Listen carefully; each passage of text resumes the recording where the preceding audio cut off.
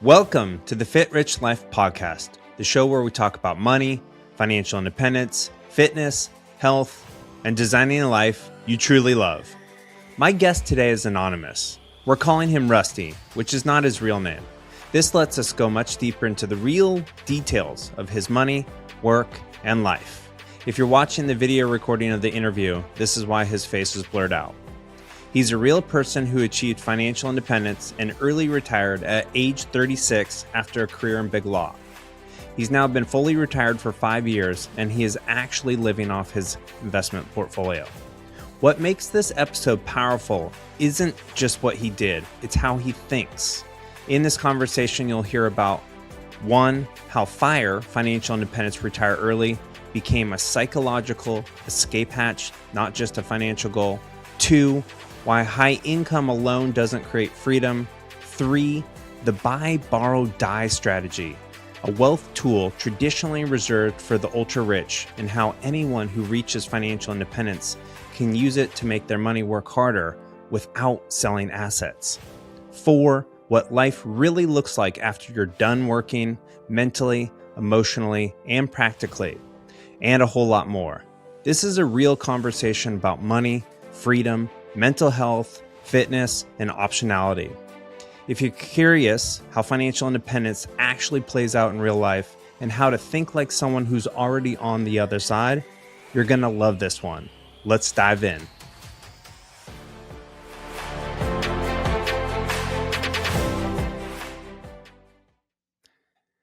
Imagine sitting under your desk at one of the biggest law firms in Chicago, crying, planning your suicide, and then stumbling on a New York Times article that completely changes your life. Rusty, take us back to that moment. Yeah, so the time was September 2018. It had just been Labor Day weekend.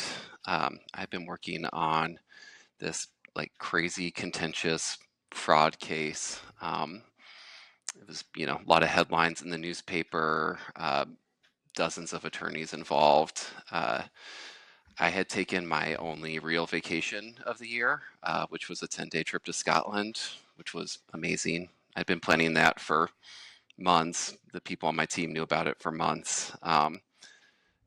Leading up to that moment, there was a kind of a discovery request that came in where the response would be due right in the middle of my trip, and they asked me if I could do it, and I I told them no, because I was going on vacation, and that would be right in the middle of my vacation. And they were like, "Well, just see what you can do." And anyways, I was like, I can tell you what I can do now. Like, I already am trying to crank through all my work, so I don't have to work on vacation. I can't take on this additional item. So, anyways, I went on the vacation. They had to request an extension, just a routine extension to get it to respond to that request, and should have been a total non-issue. We had done it, dozens of times in the case up to that point. But it totally pissed off the partner that I was working for. And when I got back from my vacation, she sat me down and basically had a come to Jesus meeting with me, where she essentially told me she was going to make it her mission to end my career as an attorney. And she had some precedent for doing that. Most significantly, she had done it to my best friend essentially like 1 year before.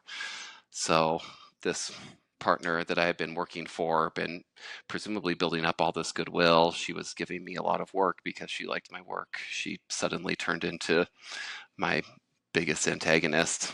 So I became extremely depressed at that point. Like you said in the intro, I was literally coming to work every day, closing my door to my office, crying under my desk, and just like thinking about suicide.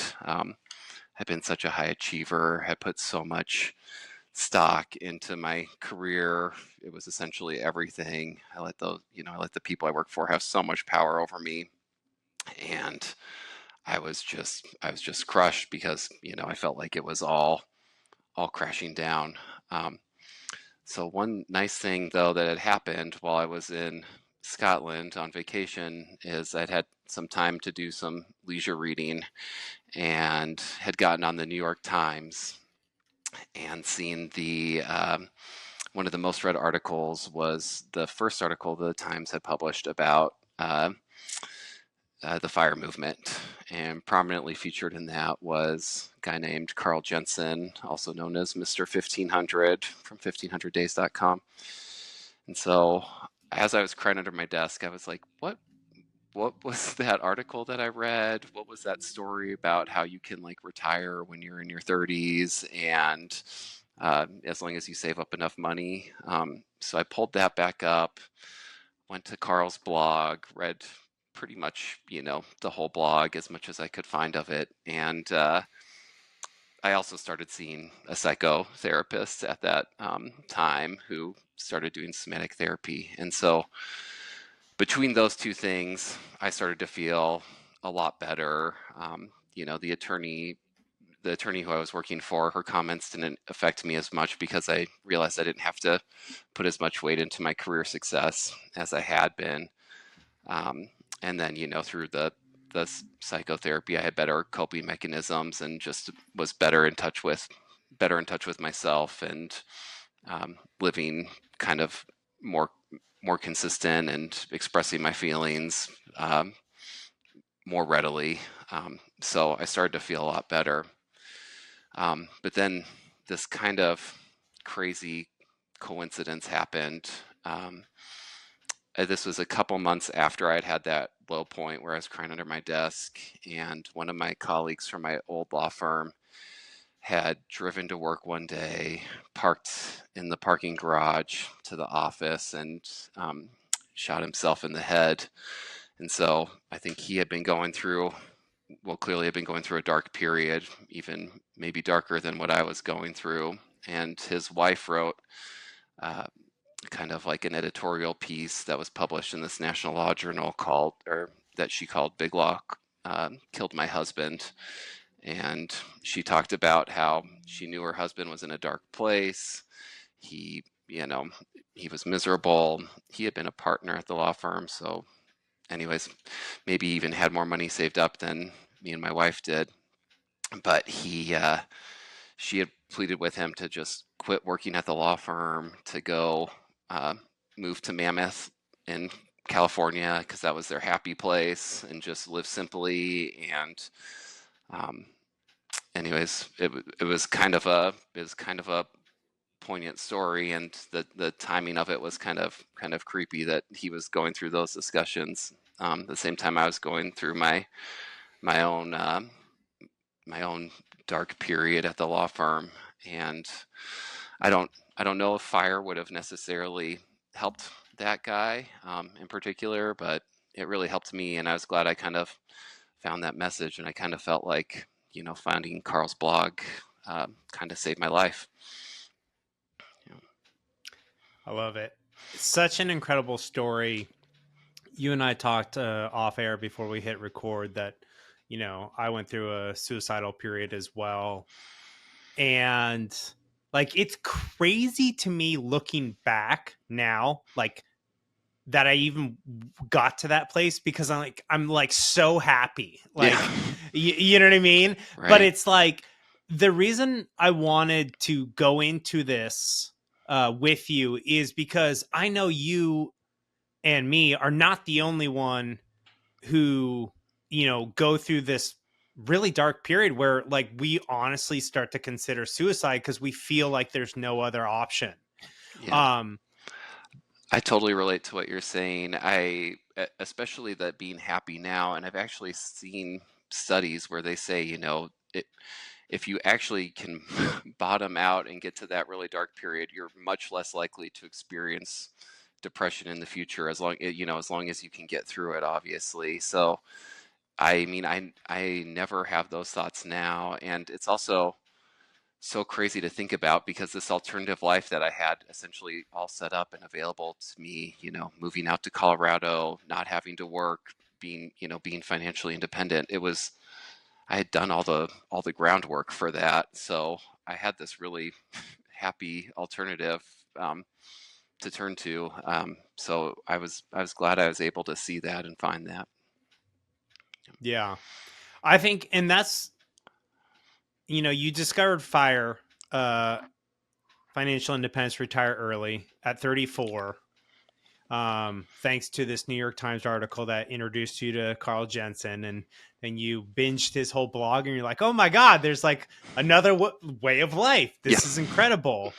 And then you retired literally 2 years later. Yep.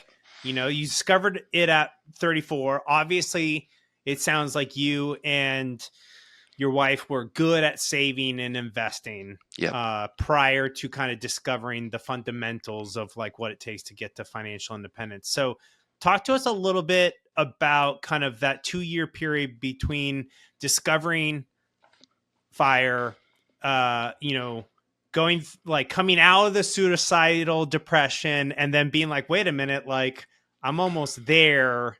Like kind of like, how did you start to operate at work? Maybe if you can share some numbers, if you're comfortable with that, just like give us some more detail about kind of like the time after you were at that low point up until you left work.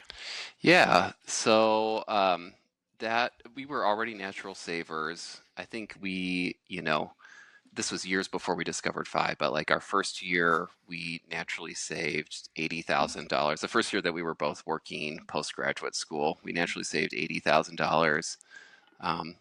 We just kept living the same lifestyle. And then, at the big law firms in particular, they just kind of jack up your salary every year. So it was like 80,000 the first year. It was like 160,000 the next year. Basically, our spending was the same, but we were earning a lot more.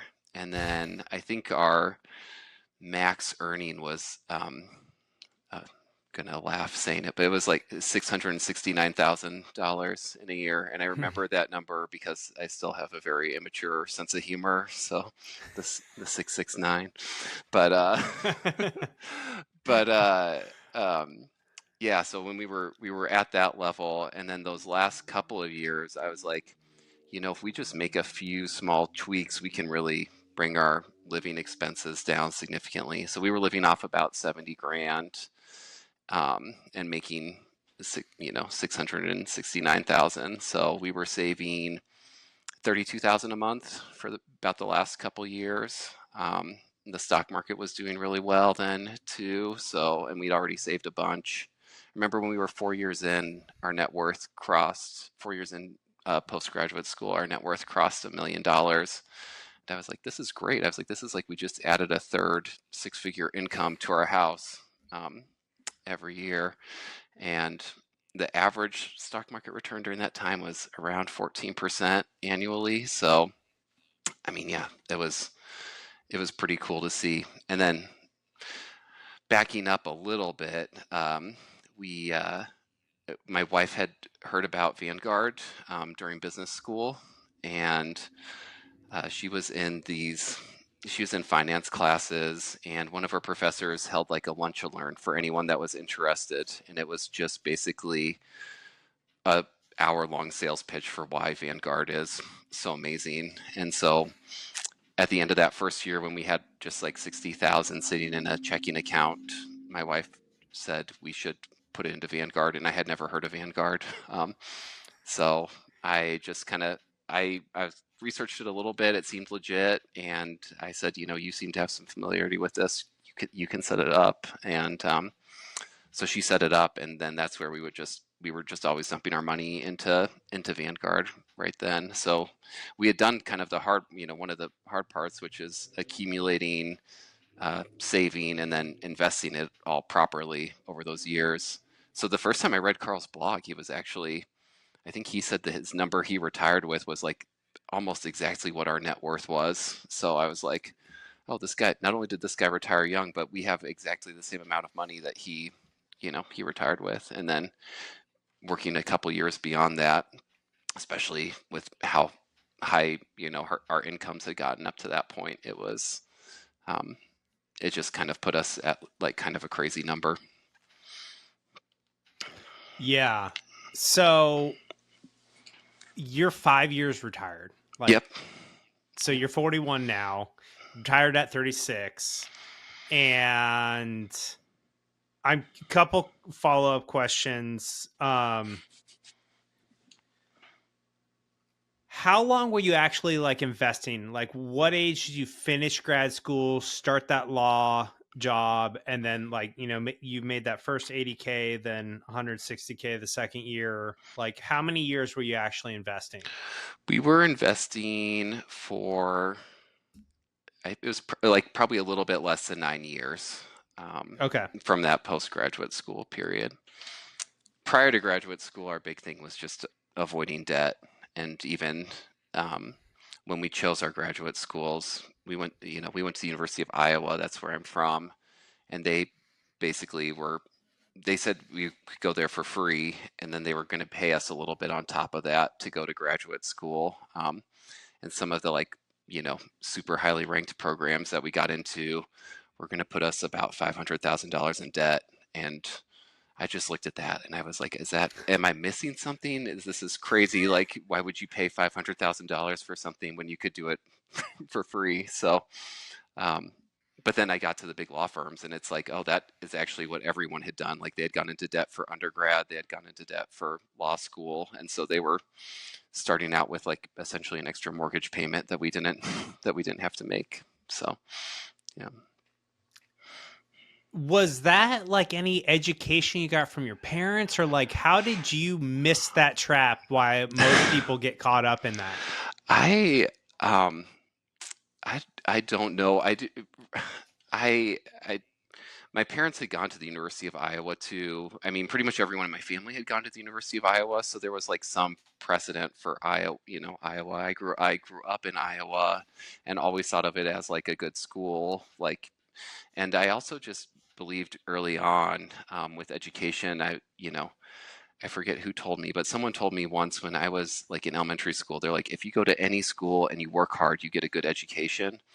And that just kind of stuck with me. I was like, and clearly Iowa, I felt like at the time, I was like, I was a good enough school. Like if I just go there and work hard, I'm not going to get a different education.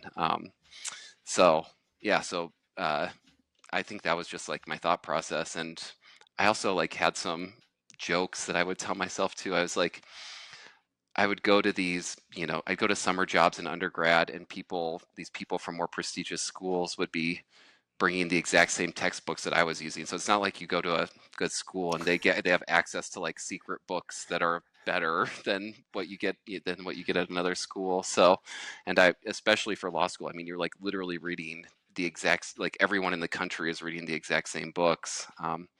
So I was just like, I can I can get the same education. I believe in myself, and I do think if you're like an ambitious person, short of maybe a few like for-profit colleges that are maybe a little bit fraudulent, in my opinion.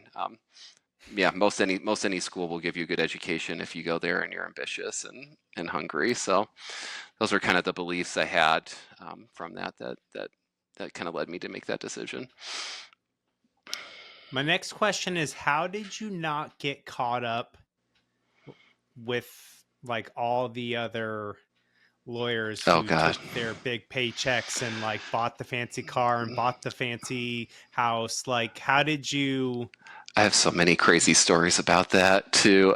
share a couple with us? I had one guy. He got kind of put onto a different career track, and they cut his income by a third. And like pretty much at the end of the month, it was like you're going to be making a third less money. And he went home and told his wife this, and he was like, I think we should take our housekeeper down from 2 days a week to 1 day a week. And she started crying, and I was just like, that is the epitome of golden handcuffs. Like, you can't think of how you would live without your housekeeper coming 2 days a week. So, um, and then we would go to all the weddings we would go to for like our friends from the big law firms. I mean, they were at least like $100,000, six-figure minimum. Some of them probably were like mid six figures. I know people, the law firms who like cashed in their 401k to pay for their wedding. And we go to these weddings and they were awesome. I mean, sometimes they'd be like renting out a whole resort at like a super, like at a super awesome place. But I mean, I would be there. I'd be doing the calculation in my head. I'd be like, you're going to be like working for 3 years, even earning this high income just to pay for just to pay for this one night of your life.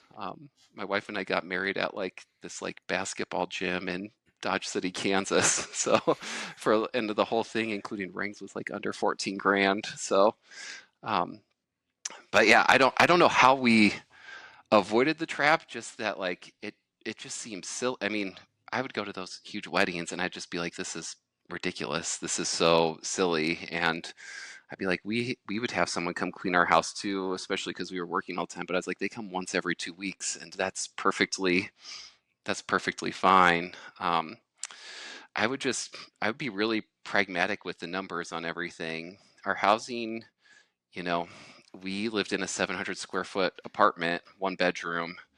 There were none of my peers at the law firm who did that. And even if they had a 1 bedroom, it would have been larger than us, and they wouldn't have been living with their partner. Like everyone who was living with their partner had at least a couple bedrooms. We lived in a really nice part. We lived in Lincoln Park in Chicago, but we lived in an old building from the 80s, and it was probably saved us about $1,000 a month.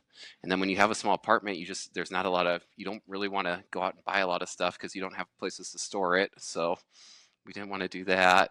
And then with the car, having a car in Chicago is, just to pay for a parking spot in our building was, I'm fuzzy on the numbers, was like somewhere between like, it was somewhere around like $300 to $400 a month. I was like, for that amount of money, you could take a cab every time you need to go somewhere. So we had our car there for 1 month, and then I was like, let's sell our car and stop paying this expense. In contrast, my friends were like, yeah, I'm going to get that parking spot in my apartment. I'm going to get a second parking spot by the office. I'm going to lease an Audi. Like, just I was like that one decision alone is years of your life that you're going to need to work just to be able to drive an Audi to work instead of riding an Uber or walk or bike, which is what we kind of ended up doing most of the time. So, yeah. Two questions related to this. One, and you can answer whichever one you want first. Okay. So I know you studied math at college, Mm-hmm.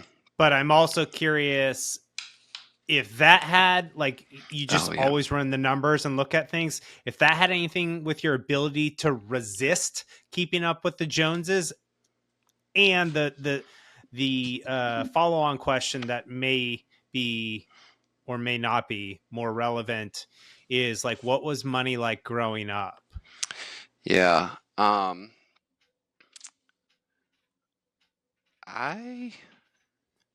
The math part, I think, definitely helped. As you said, I was math major. I taught high school math before I went to graduate school, and including statistics, and just had an innate sense for statistics, probability analysis. Like I can always see that like that growth curve, the exponential growth curve in my mind, and I know that I just have like a really innate sense for how compounding works. Not like that I was born with that, but just from studying math for all those years. And I just, I would, the first spreadsheet I made that was financial was just basically that, like, here's exponential growth at 5%, 10%, 12%, just seeing what the numbers would actually do over time. And I remember I ran that even before discovering fire, and I was like, oh, at our current trajectory, like we'll be like billionaires at age 70 if we just keep our spending low and keep earning this amount of money.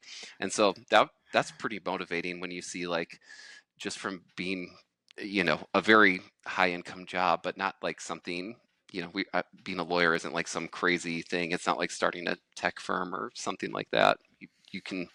You have that. I was like, that's kind of crazy to see, like, the numbers could get me to $1 billion. And then in terms of what money was like growing up, I was I mean, we were wealthy. My dad's a doctor, and they had me when they were 27. So we started out pretty tight because like residency doctors aren't, getting paid a lot of money. I've had some of my friends who were um, doctors like be on food stamps and during medical school or during residency. And so things were pretty tight. And then, but then because he's a doctor, obviously like things ramp up. And one of my, I think other people react to it differently, but kind of one of my takeaways from it was I would see like my dad buy a boat and never have time to use it, and it would just like sit in our driveway. And I'm like I rode on that boat like maybe 5 days my entire life, and it just seemed like a really bad trade-off to me to have the money to buy a boat, but to not have the time to use it, because then it's just like you're just um, you're basically doing all the chores for a thing and not getting any of the payout. And then you know I got to kind of see what some of the spendier things were like going shopping for clothes and spending a lot of money for clothes. I was just like, this is so I could not care less about this. So where I kind of landed when I started out was like I kind of went the minimalism route because I had seen kind of what it was like to have some of the excess, and I was like, that stuff just like ends up owning you. Um, so we lived like really simply right from the start. Like I said, had the small apartment. We were inclined to get rid of our car like as soon as the opportunity presented itself, and not have to not to have to put a lot of money or time or energy into maintaining a lifestyle. Was your wife on board with financial independence and kind of like being smart with your money and not like, buying the fancy cars and the fancy purses? She was mostly on board with that. She would like buy a nice purse, but it's like she bought one nice purse. She buy like nice shoes, but she brought like like two nice pairs of shoes over the course of many years. Mm. And just like enjoyed those things. She was at the very beginning, like right after we came out of graduate school and we had that more money hitting our bank account, she was shopping a little bit more. And I came up with this challenge. I don't know how she'll feel about me sharing this, but I'll share it anyways. But I was just like, we lived right by the Lincoln Park Zoo, and it's a charity, and they were having a fundraising campaign, and you got to have like this little bronze leaf put on like a wall at the zoo if you donated at least $1,000. And I was like, if you can, I was like, I'll do a challenge for you if you want to do this. If you don't shop for 3 months, you can buy a leaf to put out at the zoo. And she actually was like, she was pretty excited about it. And she's like, I can do that. She's like, what are the rules? I was like, just no shopping. She's like, well, what about food? I was like, if there's something for you need from the grocery store or pharmacy, like I'm not gonna rob you of that. Like obviously, we're not trying to like go into starvation mode. but but so I think that kind of like set the tone. And it's not like she was crazy spendy to start with, but I think we even were able to like bring it down farther than most people even would. I think we were starting out below average, and then brought it down even further below that by doing some of that stuff like that. And then she was super into investing. Like she loved the investing piece of things. And she loved seeing the numbers go go up, and it was just good stock market years too. So both of us were always like pretty excited to be putting more money into Vanguard. And there'd be times we'd like, hey, instead of buying that, we're going to put this money into Vanguard. And we would just like celebrate putting the money into Vanguard just as much as we would have if we had gone out and bought a thing. And when I had my first bonus check, it was like we went out to one nice dinner. It was like $300. They had like the option to put fresh white truffles on everything, and we were like, yeah, let's. Everything we ordered, we're like, put the white truffles on it. But it was like, this is my bonus check. This is our celebration, and then we didn't do anything else with that money. We just put the rest of it in Vanguard. So I love that. So after you discovered 1500 Days, Carl Jensen's blog. Did you share that blog with her? Did you like walk me through kind of like I the did. nuts and bolts of like really kind of where you Yeah, guys aligned on the, I you did. know, We've talked with Carl and Mindy. They're like, since I emailed Carl after we retired, and Carl and Mindy have kind of become friends. But we talked to him about it because I think my wife's reaction was very similar to Mindy's reaction, and Mindy was just kind of like, "All right, great, you hate your job, so this sounds better than working. Why don't you pursue this thing?" But was also kind of like, you know, I think Mindy kind of sent Carl off on his way, like, "Yeah, go do your fire thing or whatever, this early retirement thing, like, have at it." And I think my wife was the same way. I mean, my wife knew how miserable I was at that moment, and she was like, "This seems to be giving you some hope, so definitely dig into it, pursue it." And then after maybe like, oh, after like a few years, or maybe after like a year, that's when it was like more like, I was like, "Hey, I'm really going to quit my job, and you should quit too. And here's where we're at financially." And she had some more like to do psychologically, I think, to get to the point where she could be fully on board with leaving.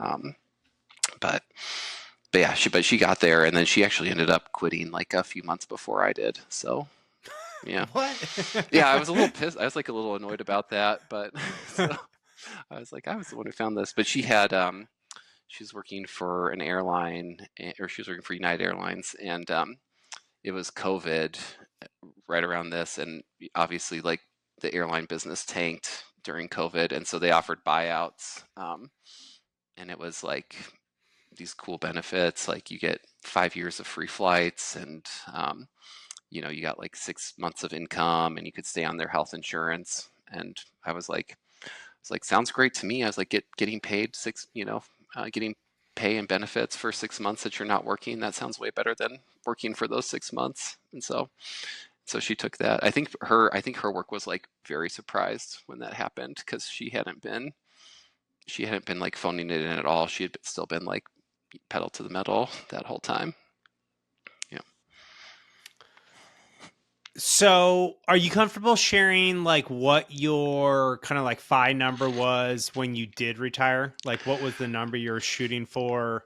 Yeah, I mean, we were shooting for 3 million, and we hit that, and then just between how much we were earning and the stock market, like we just like shot way past that, like super, super quickly. But I don't remember how much it was, but it's somewhere between like 3 million and 5 million.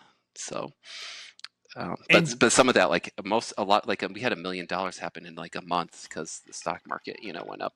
It was COVID and weird things were happening, and the stock market went up like 20% a month or something. So it's kind of crazy.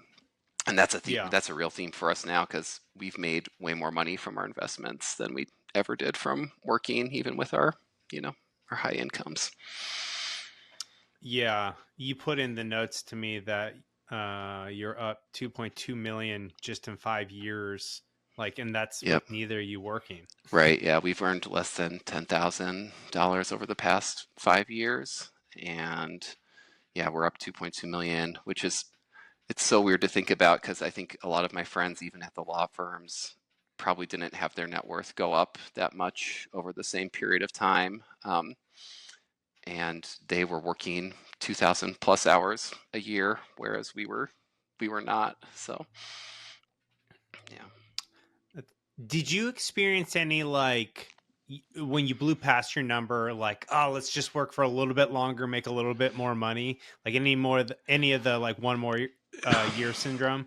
It was hard for me because they your salaries in big law, people might be interested to hear a little bit about this, but they're on a set ladder, so like you don't negotiate your pay at all. Like the firms all publicly publish how much they're paying associates, and it's based on years of experience. And then they all compete, and if one firm comes out with like a new scale, then all the other firms try to match it to the extent they can.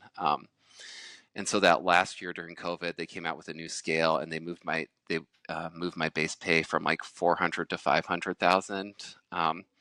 And I was like, God, that's a lot of money. So I was like, it's like one more year, maybe that amount of money would be enough that like none of my descendants would ever have to work again, make that extra 500,000. But we were already so far past our number that I was like, we're already, if we want to do that for our kids or grandkids, we're already in a spot to be able to do that. And then we had our son. We had our son 1 month after I quit my job, and I really wanted to be with him. And that was kind of how I was planning it too. Was like I wanted to be totally done with work by the time he was there, and so I was like getting that extra money, as tempting as it was. It just wouldn't. It just wouldn't have put us in a material different place financially, and it would have taken away just like tons of time with my son. And that was, my dad was a doctor. I didn't see him much when I was a kid. It was super important for me to be able to be there and to be able to bond with my son. So um, that was that was like the extra impetus that made it very clear to step away from work. I want to circle back on the suicidal ideation. Yeah. You mentioned that you, in addition to kind of discovering FIRE, financial independence, retire early, you did therapy. Yep. And I just want to take a few minutes or however long it takes to if someone's listening to this and they're in a similar situation where they're like in a career that like is killing their spirit and they're super unhappy, what would you recommend that they do in order to get out of the dark place that they're in? Yeah. I I would just so highly recommend the therapy.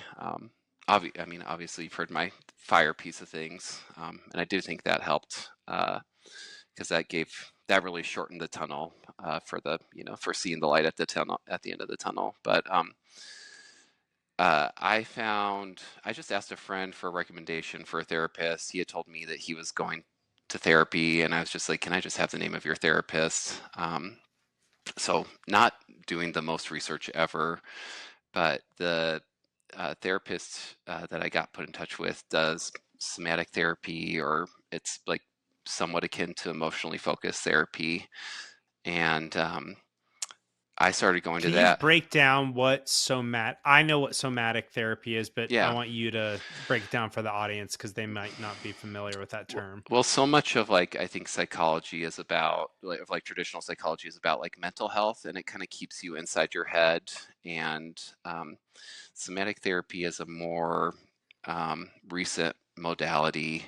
This is all my understanding as like someone who went through it, not someone who's like studied it or practices it. But so the idea behind somatic therapy is to basically get you out of your head, connect your head to your body. And I realized, my experience being like an athlete growing up and then going through like the really rigorous law school and then working at the law firms, what I basically learned to do is like my head was pushing down my body and all my emotions. And I was just basically like, shut up, body. I can't be focused on what I'm eating, how I'm sleeping, anything like that. Like if you're tired, I'll give you caffeine. Like that's the most I can do for you right now. And my body, it turns out, was essentially just like screaming at me. It was like, hey, we're not okay. This is not a sustainable, this is not a sustainable path that we're on. And the somatic therapy is basically about like allowing your mind to like listen to the messages that you're receiving from your body. So like one of my first days in therapy, um, she's like she's like, what are you feeling like right now as we're having this conversation? You're talking about this event with this partner that was traumatizing for you. Like, what are you feeling? And I was like, I'm feeling like I want to call her up and say blah, blah, blah, blah, blah. And she's like, well, that's not really a feeling. She's like, what, like, is, what does your chest feel like? What does your stomach feel like? What do your arms feel like? And I was like, my chest and arms and stomach feel like I need to call up that partner and tell her that, give her a piece of my mind. And she was like, okay, let's break this, try something different. And she's like, go push on the wall as hard as you can until you feel like you like have to stop because you might pass out. And so I went and did that, and she's like, what do you feel in your body now? And I was like, oh, I feel dizzy. I feel like red in the face. I feel I feel the muscles in my arms feel tense. And she's like, okay, she's like that. And then I was like, I can feel tightness in my chest from where I was pushing. And she's like, okay, that when I ask you like what's going on in your body, that's the sort of stuff that I want to hear. And so for almost 2 years, I started out going there weekly, and then I went down to like twice a week. But it was just basically like I would go there, and it was like instead of physical therapy, it was like emotional therapy, and it was just like literally like talk about an emotional experience that you had, tell me what was happening in your body, or try to remember as much about that experience as you can, what was happening in it. And then by the end of that, I just felt like I had this superpower where instead of all this like discipline and rigor that I'd been working to build all my life, I was like, oh my God, I can just be comfortable in my body. I can experience emotions as they come. They don't have to overwhelm me. I can just I can be at a more level state. I don't just have to be pushing so hard all the time. And so that I thought for me and for, you know, and I think for other people who are like high achievers, like I think that's can kind of be a helpful exercise to go through. I know you talk a lot about like hiring a coach and all the benefits of that, like how it's worth all the money you put in. I mean, over the past 8 years, I guess now, or 7 years, I've spent probably 40,000 on therapy, but it's like I can't think of any single thing that I've spent money on that's helped make me a happier person. So I think there's a really good return on therapy. Just like, I think how you say a lot of the time, like there's a lot of return on that coaching. It's the best money you spent. That's like how I feel. Yeah. Yeah. And I've gotten a lot of therapy too. Mm. I talk about coaching a lot.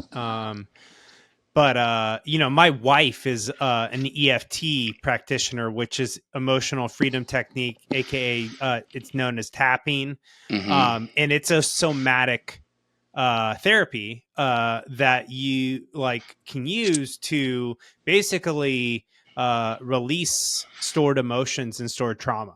And Yep. I've done a ton of EFT work. I have my own EFT practitioner, not my wife, because don't work with your family for Right. coaching or therapy. Yeah. And I'm so grateful, Rusty, that you're talking about this, because I think a lot of men, like, are afraid to even consider therapy because it like means they're, failing, or I don't know what it means to men. Yep. Or that it's just like, whatever. But I think men especially need therapy. Yep. And men need to learn how to be in their body and engage with their emotions. Not because most men do exactly what you're talking about, Rusty, is where we just like we just shove our emotions down and like, nope, I'm just going to like not think about it, shove it down. And we either work or eat or do drugs. Yep. Or get addicted to something, sex or porn or whatever. And my wife has taught me so much about emotions. And she always says emotions are just messages from our subconscious. They're not bad. Like, so feeling sadness or guilt or shame or anger, these are not bad. They're just messages. And if we don't learn a healthy way of emoting them, of processing the emotions, they manifest in disease, in, injury, sickness, breakdowns in our relationships, suicidal ideation. Yep. I've talked about it on my show before, but just for anyone who's listening to the show for the first time, when I went through 4 months of serious suicidal ideation, it was after I stopped smoking marijuana every day for 5 years or more. I would smoke marijuana anytime a non-positive feeling came up. So if I felt Right. sad or angry or ashamed or frustrated or anxious, just smoked marijuana and make it go away. Right. And then when I stopped smoking marijuana, all those repressed feelings came up for processing. Right. Yep. And, I've shared this on the podcast before, but I'm so grateful. I read this quote by Carl Jung, who's like one of the founding fathers of psychotherapy, that said, depression is Mother Nature's way of resetting the psyche. And so that gave me kind of like a intellectual way to understand what I was going through. So it's like, oh, I've been suppressing my feelings for 5 years. So Yep. obviously my psyche is going to have to reboot. Yep. Yeah. And like you said too, it's like there are very pro-social ways and anti-social ways that you can be suppressing, but they're both doing the same thing. I mean, at the law firms, it's like the best case scenario was you just throw yourself into your work and become a total workaholic. And anytime you have emotion come up, you can always pull up your phone and start checking your email or start thinking about the next assignment that you have. And then, yeah, I did some of those antisocial where I was drinking every single night. I mean, it was kind of like I'd wake up, I'd start drinking so much caffeine to like get going for the day. I would, at the end of the day, then I'd need to like do something to turn off. I'd be so stressed all day, trying to do as much high quality work as quickly as possible, while people were like sending me antagonistic emails. And then I'd just like get home, I'd like have to have one, at least one drink, sometimes 3 or 4.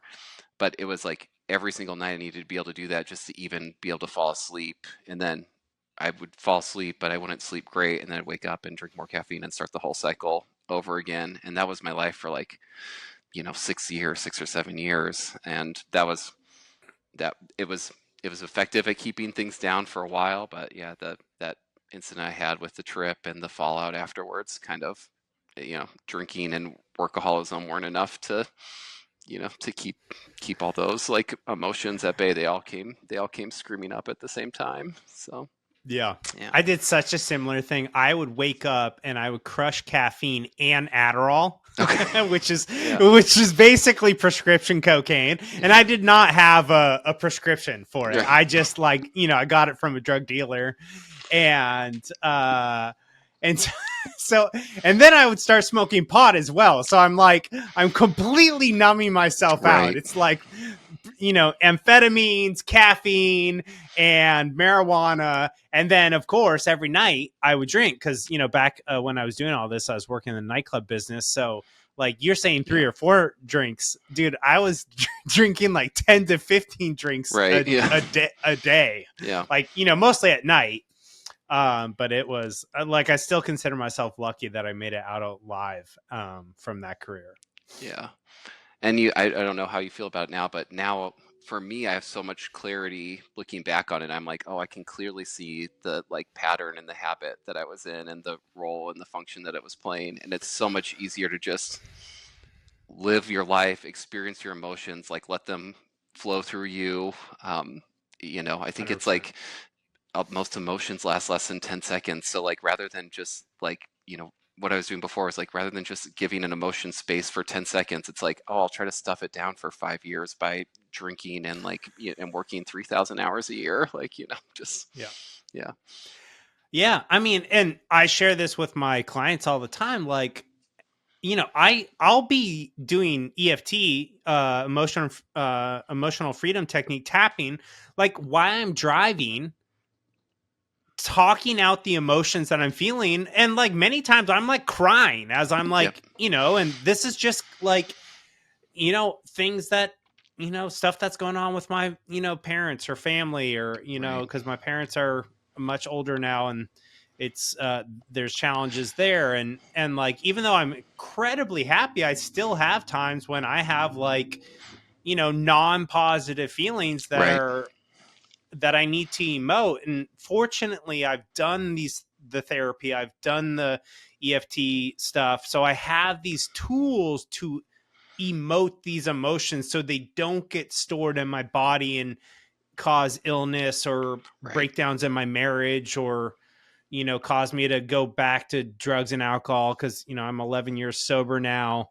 And I have no problem with people drinking or doing drugs, but I have a very addictive personality. So like one glass of wine turns into all night rager. So Yeah. abstinence is just easier than Right. moderation for me. I'm still highly addicted to caffeine. Doug and I talked about this on Mile High Fi the second time I came on. You know how he does the pre-recording sound test? Yep. We talked about my caffeine addiction. So he's like, so you drink like 600 to 800 milligrams of caffeine a day? And I'm like, no, more like 1,200 to 2,000 grams of caffeine a day. Yeah. But I still sleep really well. Yeah. So for me, the reason I'm okay with caffeine is because marijuana, alcohol, Adderall, they derailed my life. Right. Caffeine has never ruined a relationship. It's never ruined my health. It hasn't ruined a career or anything like that. It is a drug though. It's a very addictive drug. It's a psychoactive. Have you ever read Michael Pollan's little booklet about caffeine? I don't know. Michael Pollan's the guy who did Omnivore's Dilemma and things like that. I read his book about psychedelics. Okay. But I haven't read his caffeine book. I think I'm scared to, because like anything that talks bad about it, I'm like, but this is the one thing I do. Well, he comes out to the same conclusion you came out to, because he's like, here are all the great things that like caffeine gave society, and he goes through like the Industrial Revolution and how they were, it like came to the UK shortly after they started getting coffee there, so like coffee and tea. So he's like, people were caffeinated and they were doing this like these really cool things. And at the end of the book, he gives up caffeine for a period of time during the book, and then at the end, he's kind of like, I've basically decided that on balance, I like the feeling of being on caffeine, and it helps me with my productivity and things like that. So it feels like a very measured approach, but I feel like that's good company for you to be like, oh no, other people have thought about this really deeply, and they've come out on the same side. I'm definitely going to read that book now, especially now that I know the end is like, it's okay to have it. It will ruin some of the suspense, but help you feel vindicated. I'm curious, how do you feel the same urge to, I guess I should say, so for myself, I couldn't even imagine a world where I wasn't drinking every night. While I was doing that, I was like, this is just like so necessary for coping mechanism. Like, how do you feel? Do you still feel the urge to drink and you have to suppress it, or now that you've been sober for so long, is it pretty diminished? It's totally diminished. Yeah. I've just the first year I had to learn how to have fun without alcohol, and that was a process. Because up until that point, literally, like, it was kind of like, I didn't realize it at this time, but it was like this subconscious thing where it's like, if I can just get through this day, then I can have some like drinks at the end. Yep. Like once I got out of the nightclub business, it was like, if I can just get through this work day, then I can have a couple, a beer or a drink at night. Or if I can just get to the weekend, then I can like let loose and get crazy. Yeah. And even like when I go to the movies, I'd drink before the movies. I'd bring a flask into the movies, and like all my social stuff revolved around drinking. It was like meet up for friends for drinks, go to a meal and have drinks. And I was always like a really happy drinker. So I just get happier and more animated and louder. And like, I was never that like, angry drunk or, or like sleepy or anything, or sleepy or sad. I was just like, I'm just happier and wilder. Yep. So the first year I had to learn like how to have fun without it, and that was definitely a process. But the thing is, I realized, I didn't start drinking until I was 20 and living in Barcelona during a gap year between high school and college. So it's like, I had tons of fun growing up, and I didn't drink at all, or do any drugs. And so I was like, okay, I can figure this out. And I did have to change, some of the people I hung out with and the things that I did, because like going to a bar or a nightclub no longer made Right. sense. Yep. Do you know what I mean? Yeah, definitely. So I had to redo that. And, it was interesting for me going to FinCon this year because, lots of people are drinking. Mm-hmm.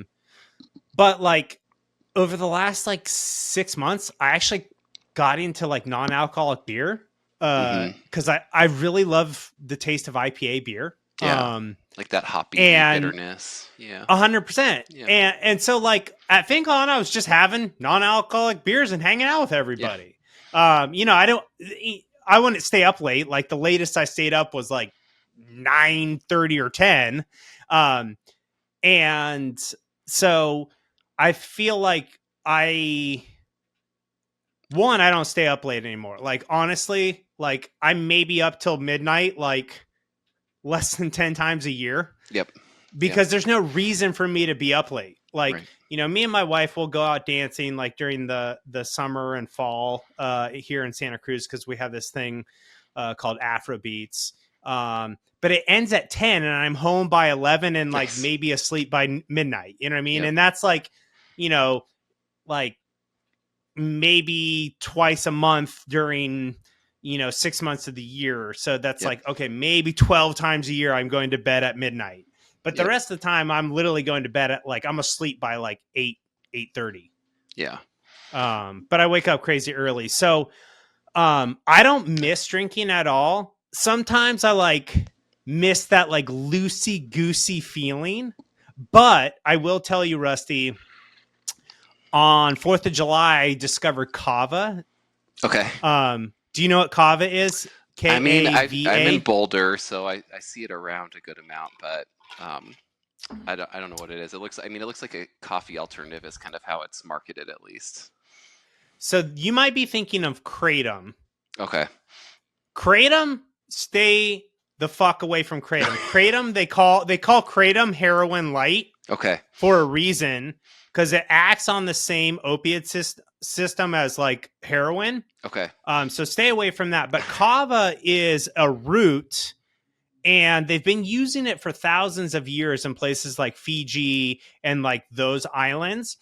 And it basically, they use it in ceremonial settings to kind of like make people like more sociable and kind of like relaxed.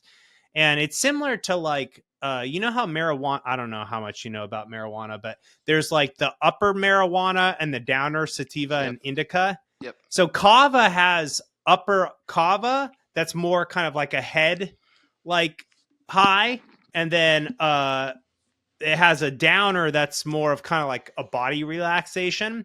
So anyways, the cool thing about kava is it kind of gives you that little bit of that loosey goosey feeling, like Yeah. you feel more social, more talkative, but there's like no hangover and you never get super sloppy. Right. And it doesn't like damage your liver, I imagine, the same way as alcohol or. As far as I know, it doesn't. Okay. Yeah. But anyways, so like, I'll check. now when I go out, I'll go to this kava. We have a kava bar Mm-hmm. in Santa Cruz, and we'll go meet friends there, have a couple cups of kava, and then we go out dancing, and it's like amazing. And then That's I fun. sleep great at night and feel great the next day. So that's been like a fun alternative to kind of the alcohol thing. But yeah, I don't really miss it. Every once in a while, like, like I know you drink because I listened to your podcast with Doug where you talked about, beer and stuff. But I do miss that kind of like loosey goosey feeling. Mm-hmm. That kind of like, where it's like there's you're like like you're free associating more. You're like you feel funnier. You're like if you have yes, a funny thought pop into your head, you go with it instead of like analyzing yeah, it or whatever. Yeah, yeah. No, yeah, it's like there was like I need it. I used to like just need it as like the pressure release. It's like the stress was building all day. As soon as I could yeah, have like take that drink of like beer, it was like oh I can relax. yeah, But now it's like yeah I'm doing it on very strategic like occasions. It's like maybe 2 days a month where I'm like with friends and I'm like, hey, I'm hanging out with some friends tonight. We're just sitting around bullshitting. I'll have a couple beers. I'm like, I might Yeah. pay a price in terms of sleep and stuff like that, but it's like, it's so different to feel like, oh, I have the control over the situation instead of, the alcohol has the control over me. Whereas, because that's like how I used to feel like when I was working and drinking every night. I was like, no, it's not an option. Like, I would just be miserable if I didn't have a drink tonight. So, yeah. Yeah.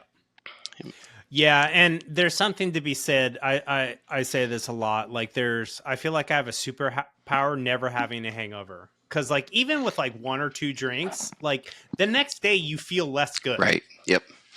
Yeah. No. especially as you get older. Right. Yeah. No. Yeah. Doug and I had a few drinks in Breckenridge this summer one night, and then the next morning we went for a bike ride, and we were like, I mean, we had fun the night before, but I was like, oh, the bike ride was we were a lot quieter, and I think we're kind of more like, oh, we're like a little headachy this morning, Yeah. whereas it was a very different tone the night before. So Yeah. yeah. I love it. Okay, cool. Well, I appreciate you diving into kind of the therapy stuff. Any other, we went off on a tangent on Oh yeah.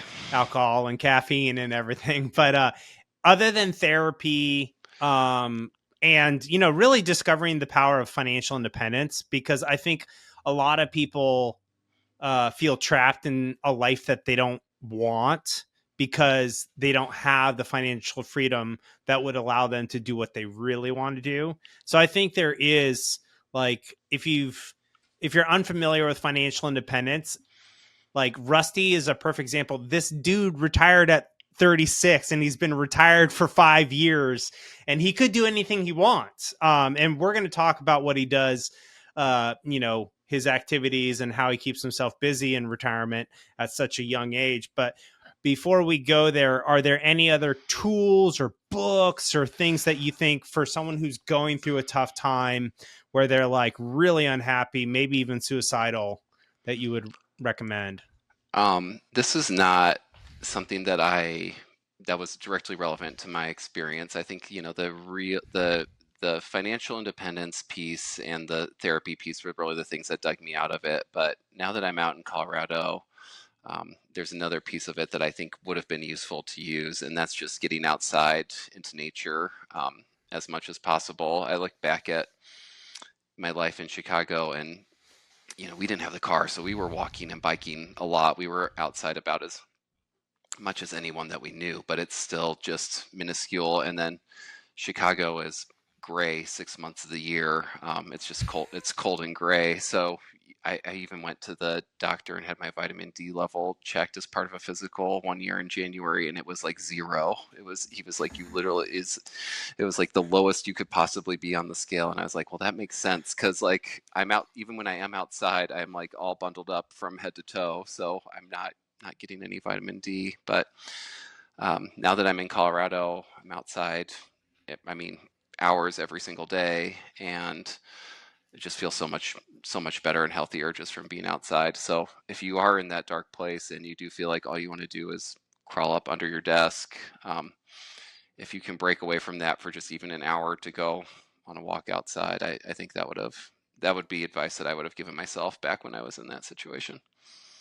Yeah, I totally agree. I feel like nature is one of the best healers available. Um, and I'm similar to you. Like, I grew up in Washington State in a rain shadow, so it was literally cloudy, like 9 months or more out Yeah. of the year. And I live in Santa Cruz now because we get 300 plus days of sunshine. Like, Yeah. I'm Right. so heavily influenced by the amount of sunshine I get.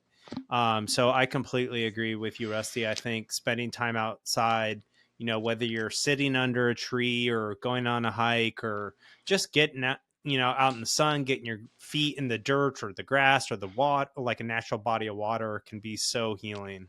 I yeah, I really relate to what you're saying about Santa Cruz.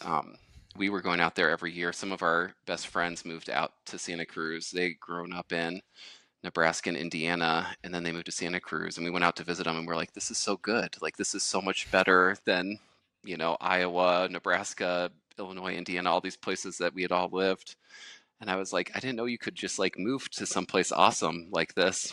But we would go out to Santa Cruz. We went out to visit them, and then we were like, kind of like, well, let's go back like every year because they were like really good friends of ours, and you could go to Santa Cruz any time of the year, and the weather's just nice. It's just nice weather. I was like, I didn't know that this existed. Like I'd read about it in like books, but it seemed almost like it was, it seemed like a fairy tale or something like that. And so, but yeah, then you go out to Santa Cruz and you're like, oh, you're surrounded by trees and mountains and the ocean, and see like dolphins and seals and otters. And I was just like, that was actually them living in Santa Cruz was a big impetus for us moving to Colorado, because we were like, we want to recreate some of that, like the nice weather and the access to the outdoors.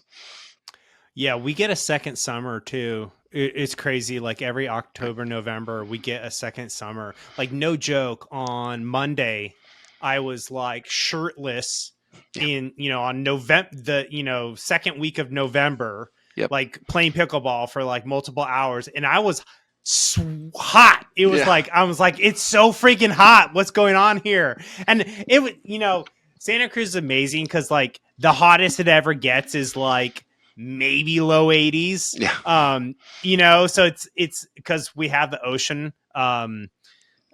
keeping us cool. So Yeah. like most of the time it's like 70s, and it's Right. just incredible and sunny.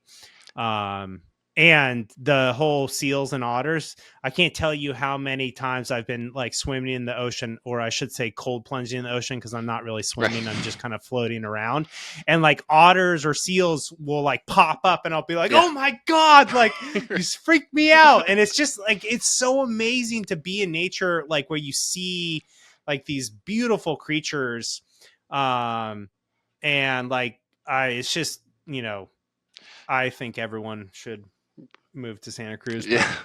I'm We were biased out because I live here. we were out on West Cliff. That's like an area along That's the where I coast. cold plunge. Okay, Yeah. yeah. So we were out there one day and with our friends, and there was a pod of dolphins, and I just yelled, "Dolphins! Dolphins!" Yeah. And they were like, "What is wrong with you?" I was like, "I don't see dolphins on a regular basis." I was like, if you go to the aquarium in Chicago, you see a dolphin, but they're not popping Yeah. up in Lake Michigan. And so, yeah, Yeah, it's we just, see whales. yeah, It's like crazy. Like just it's so magic. amazing. Yeah. Sharks. Right. Yeah. Okay, awesome. So yeah, move to Colorado or to Santa Cruz. They're both Yeah. incredible places. Spend time in nature. If you are depressed, like therapy, like there's help. Yep. I was lucky during my depression. My mom is a psychotherapist. So like Okay. during my depression, the suicidal depression, which lasted 4 fucking months, I talked to my mom every day, Yep. and like she knew I was suicidal. And ultimately, I talked to my dad about it. I talked to my older brother about it. He also went through suicidal depression. Yeah. And you're not alone, is the message that I want to leave the listener who may Yep. be feeling depressed or suicidal. Is there's so many other people who have been through this. And once you come out the other side, kind of like Rusty and I were saying, is like you if you do the work, whether that's therapy or getting in nature, or realizing there's a path to freedom through financial independence, you'll wonder like, oh my God, how could I ever like even consider taking my life? So there is light at the end of the tunnel if you have the courage to do the inner work and Yep. come out of it.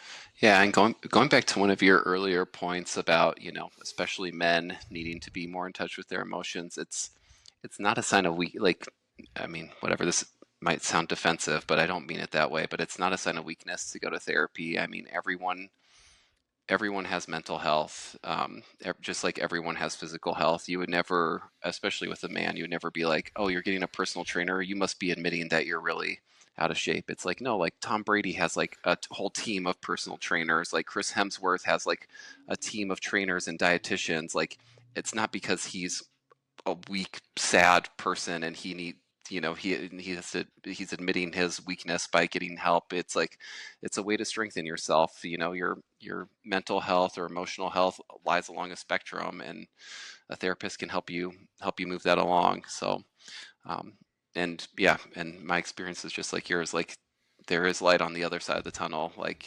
especially I think sometimes getting to that really dark place can help be the kind of like catalyst for getting out of it. And now it's like I'm not only am I out of it, but I really would be surprised if I ever went back there. So Yeah.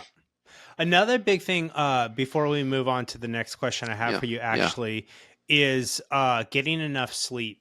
Mm, Because even though I came out of my depression, what I found is if I ever got to points where I wasn't getting enough sleep again, that mm-hmm. like depression would start to come back. Yep. And so in retrospect, I'm like, I was probably chronically underslept Yep. because I was doing so much drugs and alcohol that Yep. like I was in this constant like massive sleep debt because alcohol and drugs mess up your sleep architecture. And even now, like if I have a night of like bad sleep, I will feel Right. mildly depressed the next day. Yep. And I'll feel anxiety. And now I know, oh, I just need to get more sleep tonight or even go take a Yep. nap today. And then I'll feel like back to normal. So that's another thing is if you are drinking or doing drugs or, working insane hours, a large part of your depression could be you're just like chronically underslept. Yep. Yeah, totally agree. And I feel the same way. Like if I have a really bad night of sleep, I'm like, yeah, use one of six strategies, like get out for a walk, get a nap, do whatever it is, like to just try to get a good night of sleep the next night. Because I'm like, oh, I've noticed that too. If you have a few bad nights of sleep pile up, you can really start to change your whole personality and mood. Yeah. Yeah. So I want to circle back to kind of like the post discovery of fire while you're still at the job and this kind of like fu attitude that you Yeah. adopted before you left the job. So just tell me a little about like before it sounds like you were the Yeah. employee who would say yes to every Right. project, Exactly. yes to weekends, yes to additional work. Walk us through kind of like once you discovered this financial independence concept and realize, wait a minute, I have quite a bit of resources and I don't need to Yeah. work like this anymore. Yeah. I mean, I don't know how. I mean, I was just a total workhorse. And I kind of prided myself on just being able to outwork everyone and just not get fatigued. I mean, I don't know how much to like drive it home, but like coming out of law school, I basically had like every accolade you could get out of law school. I like won the moot court tournament. I was captain of our moot court team. We had like our best ever finish in the national tournament.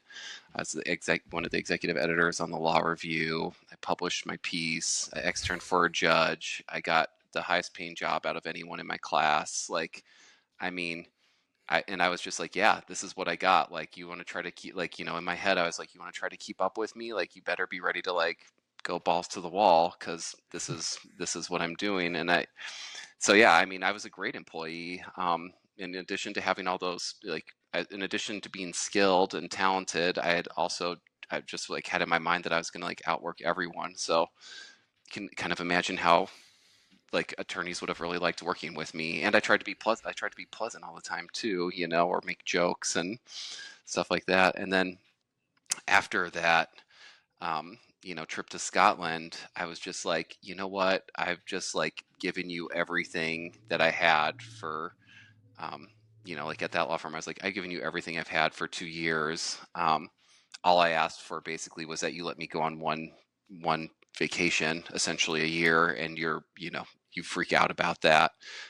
So then I was like, all right, if this is a transaction, so I was like, at that point, it was very clear to me that this was a transaction.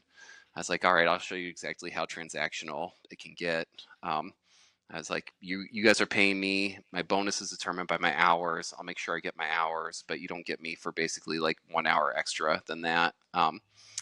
So they would, you know, they would email me on vacation, and I just like wouldn't email back. I was kayaking in Elkhorn Slough, which is down, an hour or two south of where you are, and got an email that came in, and it was just basically like, hey, can you find this document for me? And it wasn't like I was in charge of that document or whatever. It's just like IT help. And I was like, I'm having one of the most amazing moments of my life, and this is what you want to like bother me with, was like tracking down a document on the server.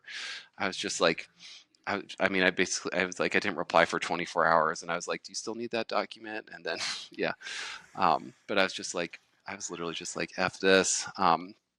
And then just in my head, just quietly, I just stopped working on weekends. And then I would get things to people later than they had anticipated. But I just wouldn't say anything. I'd be like, well, in order for me to meet that deadline, I would have had to work on, in my head, I was like, in order for me to meet that deadline, I would have had to work on the weekend, and I don't work on weekends. So yeah, this is how long it took me. It took me, 6 weeks instead of 4 weeks. And they were just like flabbergasted by that. I mean, these are such like it's like such a mild FU, because I'm just doing the basic things that like you should be able to do as a human, but just blowing deadlines and doing all the, uh, doing all that stuff. It just, it really messed with them. And then the head of my group called me on at one point to have a like sit down with me, and he was like, what's going on? Like, why are you doing this? Why are you doing that? And I was just like, hey, I'm, I just explained to him what I was doing and why. I was like, these are my objectives at this job. Can you meet any of these objectives for me? And he was basically like, no, no, no, I can't do that. I was like, yeah, then I'm not gonna work weekends, and I'm not gonna like work late at night. Like if you want to give me a deadline for a project, it better be a real deadline, because I'm not jumping through your, I'm not gonna just like jump through hoops for the sake of jumping through hoops for you. And he was pretty convinced by the end of that meeting. He was like, well, actually, that actually makes a lot of sense. Like, that if we're doing a bad job managing you, then we shouldn't expect you to have to like make up for the shortfall in our lack of management. And I was like, yeah, that's exactly my point. So, so I felt pretty good at the end of that meeting. It wasn't like an FU attitude where it's like they'd ask me to do something and I'd be like, fuck off. But it was an FU attitude where it was like, I was like, hey, if you want me to do this, you're gonna need to give me a real deadline. I'm not just gonna like be like, oh, you gave me work, I will not sleep until it's done. I won't rest until it's done. That sort of thing. Yeah. Such a massive shift from, what you were like before, where you're just like, whatever it takes to outwork everybody. Now you're like, dude, I ain't working nights. I ain't working weekends. And I went through a similar thing in my career. When I worked in the nightclub business, I was pretty much working 7 days a week, because, either I was working at a nightclub, or I had clients who needed to go out. So I'd either take them out or, get them set up. So when I transitioned to business sales in SF Bay Area, the CEO and founder, I like explained like, look, dude, I used to do investment banking, then I did nightclubs, and I'm like so sick of working, and I just don't want to work like that anymore. And he's like, do you know Tim Ferriss? And I was like, 4-hour work week. And he's like, yeah. And he's like, Justin, I don't care how much or how little you work, as long as you hit your quota. Yep. Like, it doesn't matter to me. So literally, like, I think I worked one weekend in 10 years, and it wasn't even one weekend. It was like 2 hours on a Sunday. I just needed to prep something for a huge presentation on Monday, and I didn't want to feel underprepared. Yep. And like at 5 o'clock every day, I would turn off all my, my work email, like, our work chat. We use Slack, and I just would not respond till the next day, until after 9. And then with email, the funniest thing is I learned a few years into my career, if I just waited till the end of the day to respond, I got way less email. Because if I would respond immediately, then we're like going back and forth. Yep. Yes, all day long. So I would strategically wait till the end of the day. Basically at 4 o'clock, I'd start responding to all my emails, maybe even 4:30. And then I'd sign off and not look till the next day. And it was amazing to me how many things got solved. Yep. Because I just didn't respond. Right. And it's not like, oh, they got solved because or like in spite of you not responding. It's like actually it got everyone off of email and actually solving the problem, you know? I don't Yeah. know if that felt that way, but yeah. That's how I would Well, feel all the yeah, time. it was just like ridiculous because it's like the more email you write, the like more email you get, Yep. and it's just this like cycle. It's like then it just gets more and more and more and more. Yeah. So and I said this on other podcasts, but like honestly, like I worked about 3 to 4 hours a day, 4 days a week, Yep. 95% of the year. And Yep. it was only during the last 2 weeks of each quarter, so 4 times a year, that I would be like, okay, if I'm not at quota, I got to push. Yep. And like, I was earning insane amounts of money. So right. You're like, oh, I can work a little bit for, whatever, a 6-figure return. A few days of work for a 6-figure return is worth it. Yeah. Yeah. That's how I'd feel towards the end of the year when you'd need a few more hours. I'd be like, oh, I can work whatever to get to the next bonus level, So Yeah. 100%. At the very end, then I was just totally phoning it in because I made it up my mind that I was going to retire before the end of the year, so I wasn't going to get a bonus. And so then I was just like, I'm just going to take. I was like, I literally took almost 40 hours of vacation every single week. It was, I was probably working like 2.5 hours a week. And I was just like, you guys have unlimited vacation time, unlimited paid time off. It's like you use it as a trap to like guilt people into working all the time. But Yeah. I'm going to work for you for the next 8 months. And by work, I mean, I'm going to be on vacation for 8 months. So that one felt really good. That was like the ultimate, like, all right, you want to make this a transaction. Here's the transaction. The only carrot you have to dangle over me is a bonus. And I've decided I don't want the bonus this year. So you can't force me to work. This isn't slavery. So I'll just phone it in for 8 months. That's amazing. So did you actually quit or did they fire you? So they fired me at the end, yeah, because I wasn't working. So. Did you get severance? And I got severance, yeah. I got like 3 months severance, which was, it was like around $100,000. So, yeah. And I was so like, that was bad. You didn't work for 8 months because you vacationed for 8 months. Then you got 3 months. So you basically got 11 months of pay for not working. Yep. Yeah, exactly. And that's where some of my friends, I think they want to maintain that goodwill with the employer.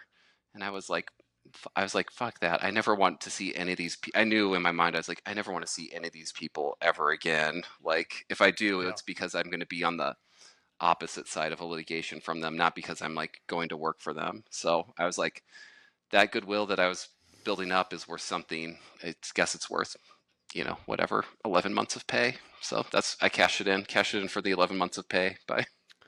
That's amazing. That's such an epic, like, last 11 months. I'm so glad you did that. I called it my victory lap too. I was like, made it to financial independence. And I was like, let's just, take it easy, go around the track one more time. So, yeah, I hear you. I was really lucky. Because the CEO and founder, like, he literally was like, Justin, I don't care. Like, just like, as long as you perform, like, and so I loved where I worked. I would have never left, actually, because I made so much money and I worked so little. But we got acquired and they laid off the whole sales team. So I was like, I guess this is my time to, actually, fire. And that's kind of how I transitioned. So was that rough for you then? I mean, that's a little bit more abrupt and it wasn't like you were in control of the stop date. So I knew it was coming. Okay. Yeah. So, the business that we are in, we did snacks and catering for like all the tech companies across the nation, which it's so interesting to me because like a 500 person company spends $1 million a year on snacks and $3 to $5 million a year on catering. So like going into this like business, I was like, oh, this isn't like anything big, but I'm like working on multi-million-dollar deals. Like it was insane. But during COVID, I witnessed my company in 3 months lose 90% of its revenue. So we went from 100 million run rate to 10 million in 3 months. And it was like, what? And so when that happened, I was like, okay. And fortunately, prior to that happening, I was already on the FI journey. So I already had, I was either close or at my original FI number, which was my original FI target was 1.5 million. And so I was like, that's when I launched my coaching business and my podcast, is because I was like, I better start the next thing because we might not make it. Yep. And we the company went on for another 4+ years. Okay. And then it finally went into fire sale, got acquired. So I knew there was an acquisition in process. I wasn't surprised, but I did, because I was used to being such a high earner, it was definitely an adjustment because, I got laid off in March of 2024. I didn't realize how much my ego and kind of self-worth was tied into being a high earner, multi 6-figure, I did 400 to almost 900K a year. And I just didn't, and similar to you, I was just an overachiever all my life, in high school, I was captain of my high school soccer team, captain of my club soccer team, captain of Knowledge Bowl, president of Key Club. I was it was so ridiculous. You're going hard. Yeah. Everything I got to do to get into Stanford. And, I was president of my co-ed business fraternity at Stanford. And, I did internships at Morgan Stanley and other investment banks. So I totally feel you on all that. So I just honestly, as I was telling you offline, the first 6 to 9 months was I went through a massive identity crisis. I was like, who am I if I'm not making this kind of money? Even though I had multiple millions of dollars, right. You know what I mean? But I'm not making what I was making. Yeah. So I'm just curious, Rusty, because I know you were also, you told me that you were making $669,000, which is way more than $500,000 a year. Did you go through any sort of identity crisis after you left work about kind of the whole high earner stuff? I did. And then there's also the piece of having the identity of being the lawyer. When people ask you what you do, you say, oh, I'm a lawyer. And they're like, I would even be kind of sheepish about it because I would tell them the name of my, especially if I met other lawyers and I'd tell them the name of my law firm, they'd be like, oh, someone thinks they're a big shot. I'm like, I literally just said the name of where I work. I'm not trying to impress you or put on airs. I'm just I know I work at a prestigious place. You asked me where I work. I told you the name of it. I don't want to have this conversation. But anyways, but it's that's a lot of status that someone gives you. They're they'll start listing famous attorneys that work there. And I'm like, yep, I know them. I I even had a case with John Grisham. So about as famous of an attorney as you can get, or the Obamas, the Obamas had worked there. People were like, oh, do you, I was like, yeah, I sometimes will be in someone's office and they will get a call from the White House. It happens. But, it sucks because I valued that. I always tried to be modest and humble, and I was always trying to connect with people. And so, especially attorneys are so they just think in terms of status so much. Law schools are all ranked. You want to try to go to the highest ranked law school. Then once you're in law school, they start ranking you literally against your classmates. You're number 1, you're number 2, you're number 3.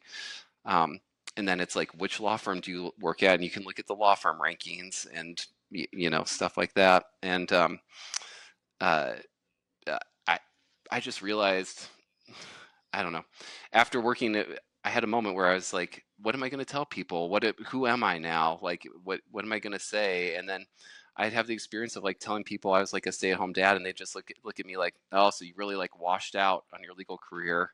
And I'm like, that's really not, I shouldn't care what other people think, but I'm just that's not really the situation that I'm in. And it would get under my skin a little bit. And so I struggled with that identity piece. I struggled with knowing too, I was oh, I could go turn on this huge spigot of income, at any point in time. Am I foolish for not doing this?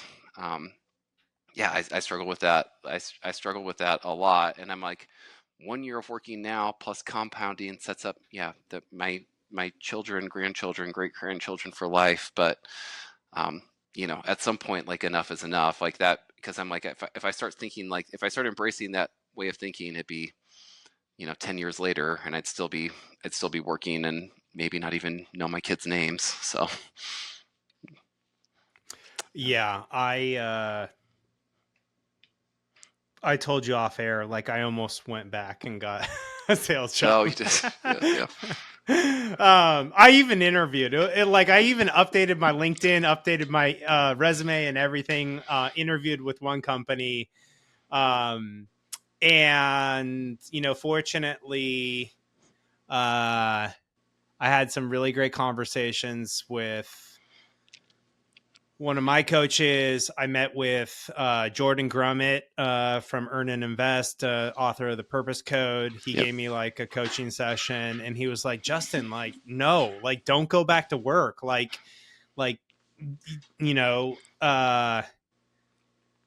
and it was hard. Like you know what I mean?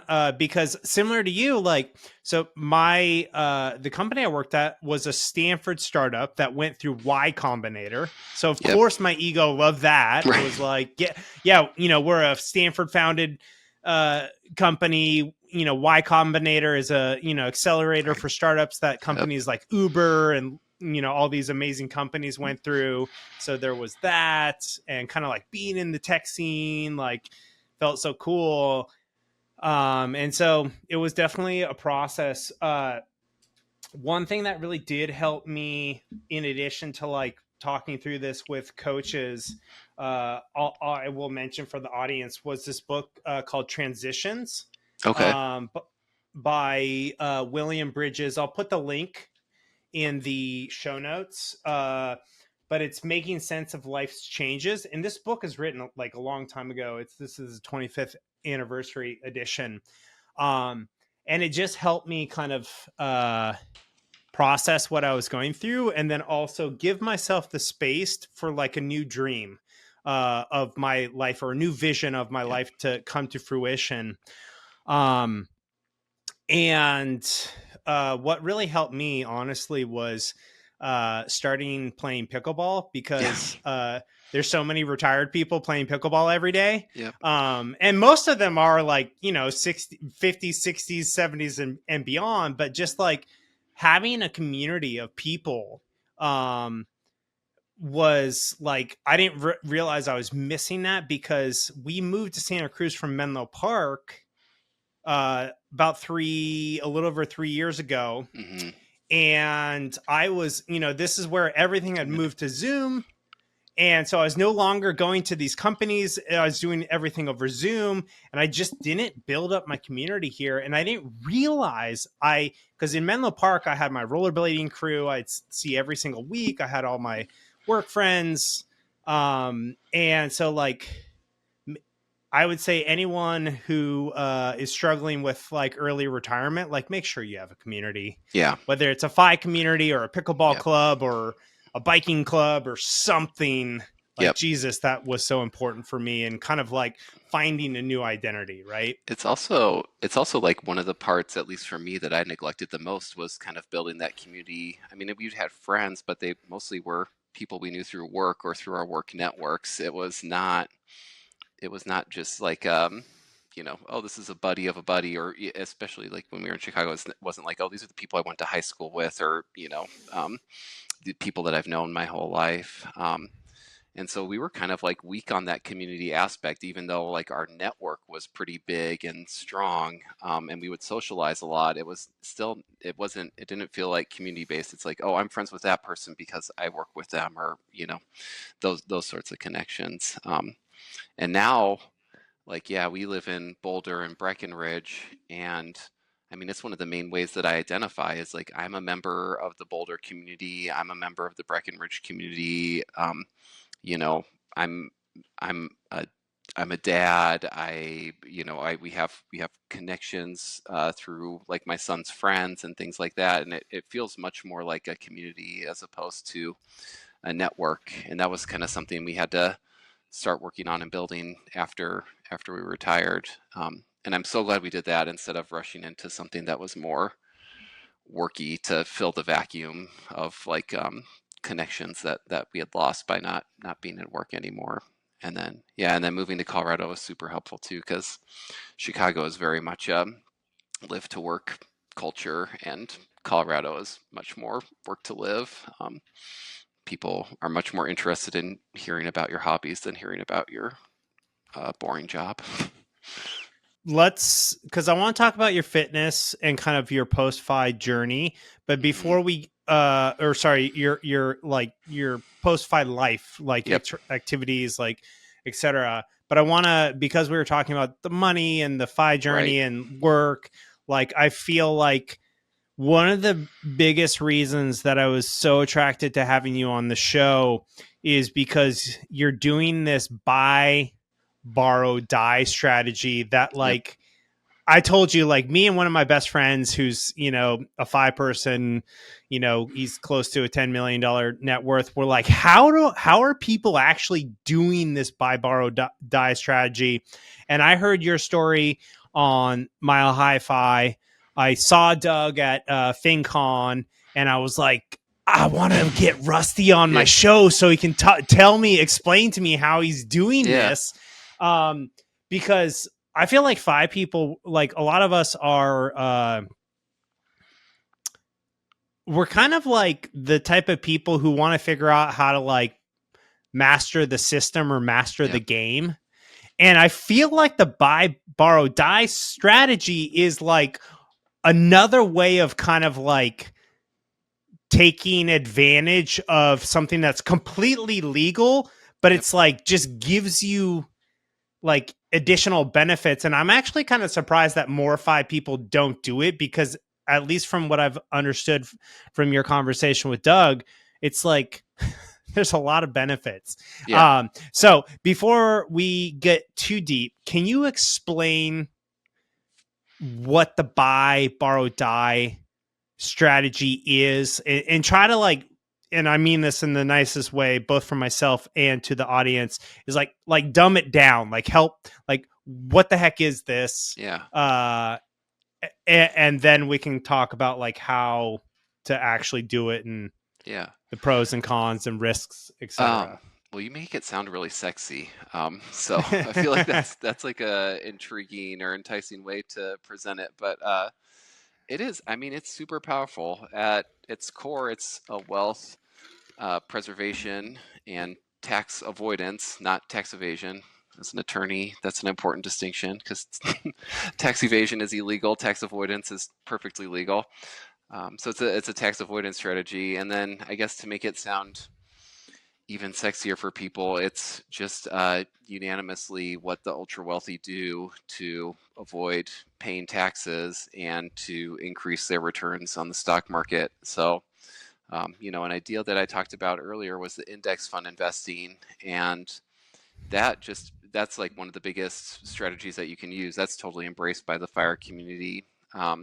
And that is just based on the idea that if you're not paying someone 1% to 2% of your wealth per year to manage your money, you get to keep that money yourself, and your returns just like take off the way that they wouldn't if you had that, if they had to be pulling that anchor behind them. The buy, borrow, die strategy is kind of a way to take away the anchor of capital gains taxes on the back end of your FIRE journey. All right, so what it is, step one is the buy. That's the phase that people in the FIRE community are probably pretty already aware of. That's just acquiring assets, essentially. So within the FIRE community, it's probably index funds, maybe at Vanguard or Fidelity, but all you do during that step is basically try to buy as many of them as you can, ideally to reach your FIRE number or to get whatever goal you want to get to. So that's the accumulation phase, the buying phase. And then step two is the borrow phase. And what you do with this step is, instead of selling your assets, so this is when you're decumulating or spending your assets. But instead of selling your assets and using the proceeds from the sale to fund your lifestyle, you use your assets to obtain loans. Specifically, if you're using securities or equities to obtain loans, they're called a securities-backed loan or a securities-backed line of credit, or SB lock. So even you can tell by the initials, it's similar to a home equity line of credit or a HELOC. So instead of selling, you're taking out loans against the value of your assets. That has a couple advantages. The first big advantage is that you avoid the need to pay capital gains. Capital gains will kick in if your income, including your income from sale of assets, exceeds, I think it's like $96,000 or so in a year. And the maximum capital gains rate is like 20%. If you, to the extent you can avoid that, that's a huge weight that you've lifted off of your retirement spending. And then the other component of that is that there's a difference, delta between the interest rate that is charged on the securities-backed line of credits and the rate of return that you can expect to receive from investing in the stock market. So historically, the S&P 500 returns a little bit over 10%, and then historically the interest rates on these securities-backed loans, if you shop around and get a good rate, are around 5%. So you have your debt is growing at 5%, your assets are growing at 10%. So there's essentially a 5 percentage point delta that you're taking advantage of. Your assets, you will continue to accumulate debt, and your debt will be compounding, but your assets will be compounding, and you would expect that they would be compounding faster. So you're avoiding capital gains, which is just a straight up easy win, and then you're hopefully receiving a greater return on your investments than you are paying in debt. And then the die portion of buy, borrow, die is what happens at the end of your life. And this is an example of really getting to eat your cake and have it too, because you've spent your money your whole life. You die with these assets. You might be worried that there's going to be a big tax hit at the end, especially because they've by never selling an asset, they've accumulated a lot of capital gains. But what actually happens under the estate tax laws is that you get what is called a step up in basis. And what that means is your basis is what you buy a security for. So if you buy a share of VTSAX for $1,000 and at the time of your death it's worth $8,000, the federal government says that for purposes of capital gains tax, we will treat your basis as the value at the time of your death. So going from the $1,000 to, now I'm forgetting my numbers. Did I say 8,000, 7,000, whatever it was? You said 8,000. Yeah, if you go from 1,000 to 8,000, you get a step up in basis of 7,000. So now when your heirs go to sell that asset, they will not have to, it will be, the basis will be the value that it was at the time of your death. And so there will essentially be no or very little capital gains that you have to pay taxes on. You could be subject to estate taxes, but as of the time we're recording this, those are like $30 million for a married couple. So, I mean, if you're in that situation, anyways, you'll have different problems, and you'll be talking to an estate attorney about how to deal with those. But for most of us, regular millionaires or multimillionaires, it's the buy, borrow, die strategy. That death benefit is really significant because it wipes out all of your capital gains. So, a couple questions. What are the risks of this strategy? Because, I think one of the reasons that FI people avoid this is because most of us have been indoctrinated with the idea that like any sort of debt is bad, right. Minus a really low, 2 or 3%, mortgage payment loan. And even a lot of people in the FI community try to become mortgage free because they just want no debt. So, Yep. Obviously, I think that's a big reason people don't even look into it, is because the idea of taking out a loan to cover your living expenses is almost like anathema to like the whole like, avoid debt thing. Right. So trying to be financially responsible. It doesn't feel like you should be taking out millions of dollars in debt if you're financially responsible. Yeah, exactly. Yeah. So walk me through kind of like because obviously you're taking a loan out against your assets. So let's say you have $1 million worth of assets. Like, how much of that could you take out? Oh, okay, yeah. So if you have $1 million, it varies from bank to bank, but and shopping around is a very important part of this strategy because different banks offer different rates. But our particular situation, we have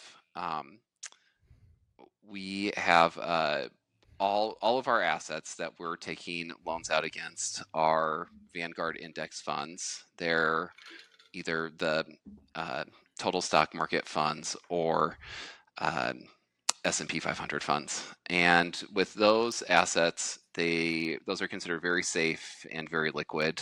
There's always going to be a buyer for a share of VTSAX anytime you want to sell.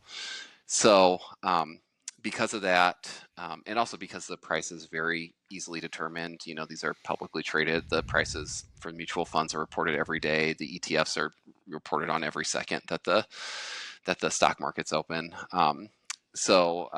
Because of that, they'll let you borrow up to 85% of the value of your assets. So if you have $1 million, using your example, you can borrow up to 850,000. Getting to your other question, the risks is the risk is being called. So if you if your limit is 85% of the value of your assets, let's say, now I'm going to have to start doing math in my head. So I'll try to keep this as straight as possible. Let's say you have $1 million, you've borrowed half of that. So you've borrowed $500,000 and the stock market drops 50%. You would then, the value of your assets would be 500,000. The amount of your debt would be 500,000. So you're above the 85% of the value of your assets that you're allowed to borrow. And so what would happen under that situation is that you would be called, which is you would have to make up the difference between, you'd have to make up the difference like within a day or two of the, between the, how much over your limit you are. So that's the major risk of this, is that you would be called and you'd have to sell your assets at a time where the stock market is at a has just experienced a big drop. So exactly the time that you don't want to be selling your assets. But having said that, there's obviously risk mitigation strategies. And one of them would be instead of borrowing 50%, you could borrow up to 25%. And then, the math isn't exact, but you'd essentially have to have a 75% stock market drop in order for you to get called by your bank. And as most people are aware, 75% stock market drop would be a historically bad situation. So, and who knows, anyways, that's a weird world to try to put yourself in. But if you underwent that stress test the way a bank would do a stress test, there might be some other lending options available out there to you, either through the Federal Reserve or through the banks, because that would be a full-blown financial crisis. But by keeping the amount that you're borrowing low, you can really limit the risk that you would ever be called on by the bank. Are you comfortable sharing of that 85%? Where do you borrow at? Percentage wise, we're fairly highly leveraged at the moment.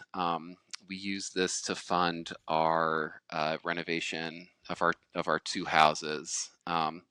So right now our leverage is at it varies from month to month or day to day even, but it's around 40%. So there'd have to be roughly like 60% drop in the stock market. And then one of our strategies is, there's another big piece of debt that we have, which are mortgages, and we also have home equity.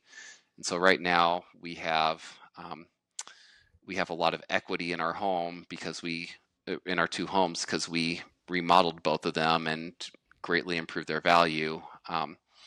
And so when there's an opportune time for us to take out second mortgages on each of our homes, we'll do that, and we'll use the money that we've borrowed to pay off the securities back line of credit to get it down to more of like a 20% level.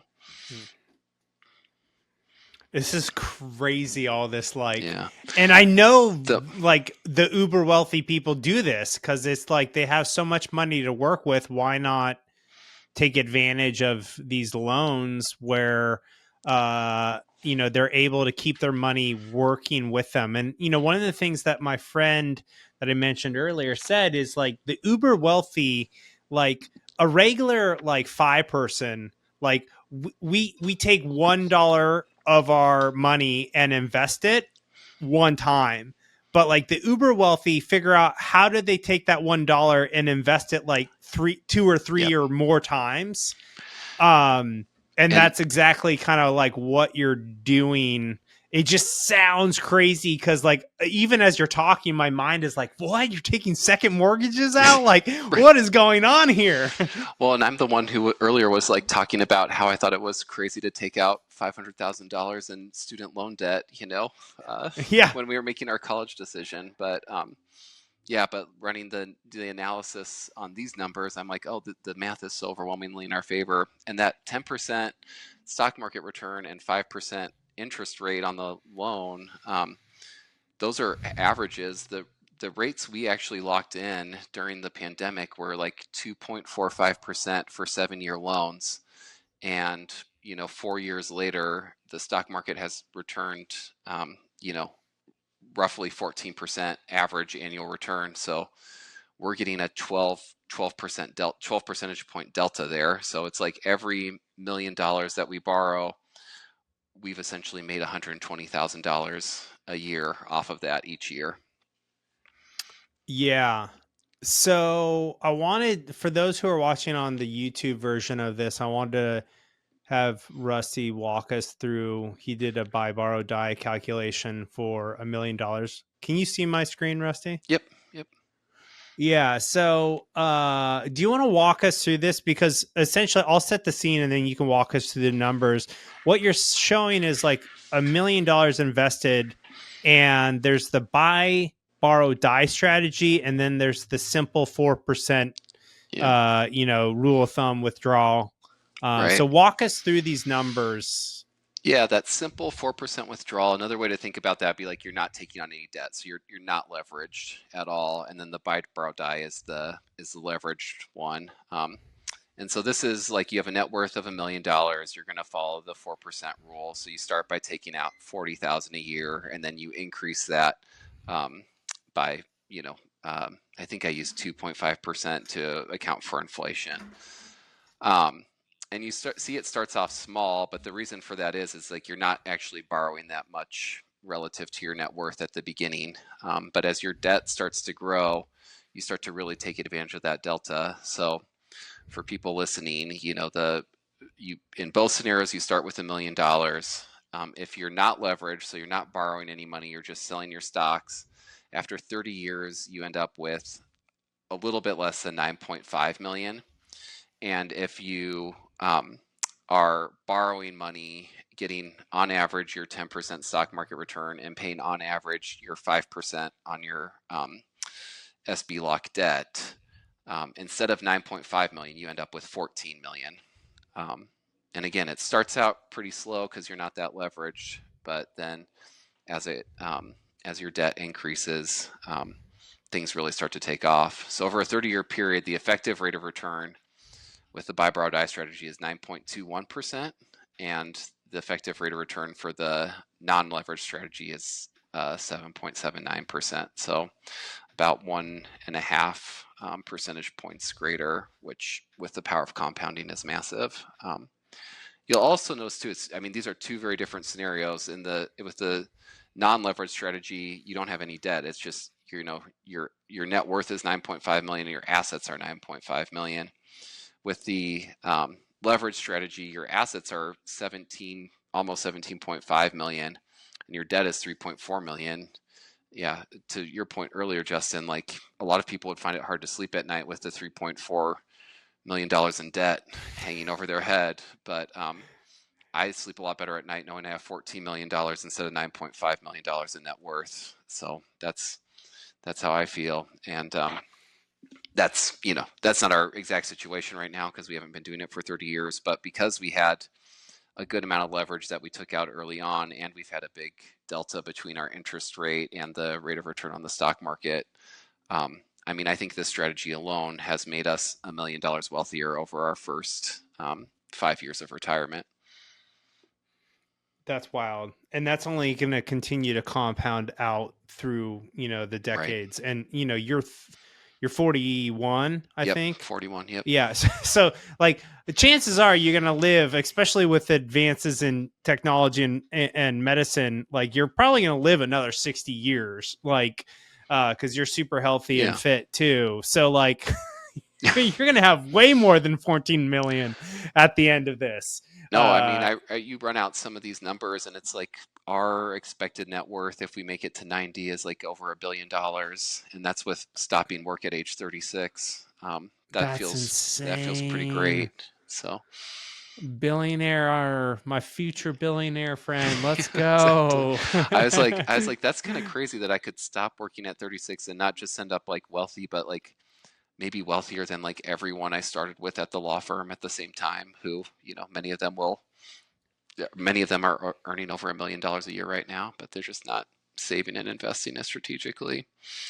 But like stuff like this, I'm like, especially when I hear people, when they have like a small side hustle and that's what they're going to focus on in retirement. And they're like, they're making like $1,000 a month off of it. I'm like, you're too wealthy to be worried about like those $1,000 a month projects. Like I gave myself space. We haven't earned a lot of income, but this is one of the things that I figured out and implemented for us. And this was way more lucrative than like a small side hustle would have been.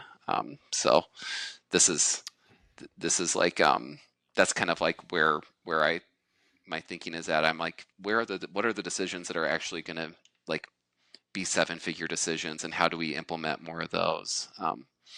For us, moving to Colorado was a big one, and then this is the other big one. And I'm like, just those two decisions alone are going to make us wealthier than if I had worked, and even if I had been working and earning like a 6-figure income for the past 5 years.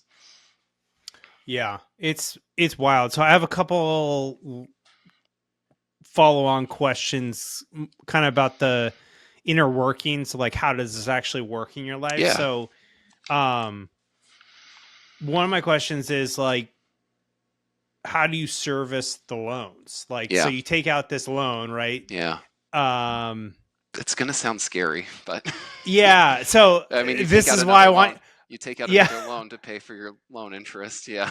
So and how do you so do you take out like 1 year's worth of expenses, 7 years worth? Like, how do you do this? I'll take out like 20,000 at a time and then spend that down, and then take out another 20,000 and just move it from, it's like it gets a line of credit, so it's open. So you have, let's say you have up to, and I know your numbers are bigger than this, but let's just use $1 million as your assets. So you can take up to 850,000 out, but you're like, I'm not going to take all 850 out at a time. I'm going to take 20K out at a time because you have a line of credit that's backed by your assets. Yep. Yeah. My wife, when she first learned about this, she was doing her head was a little bit more at where kind of you hinted at there, but she was like, why don't we take out $1 million right off the bat and like go buy like a franchise or something like that is earning us 10%, like 10% return on our investment. And I was like, cause that feels like insane to me. Like that feels like very, very risky.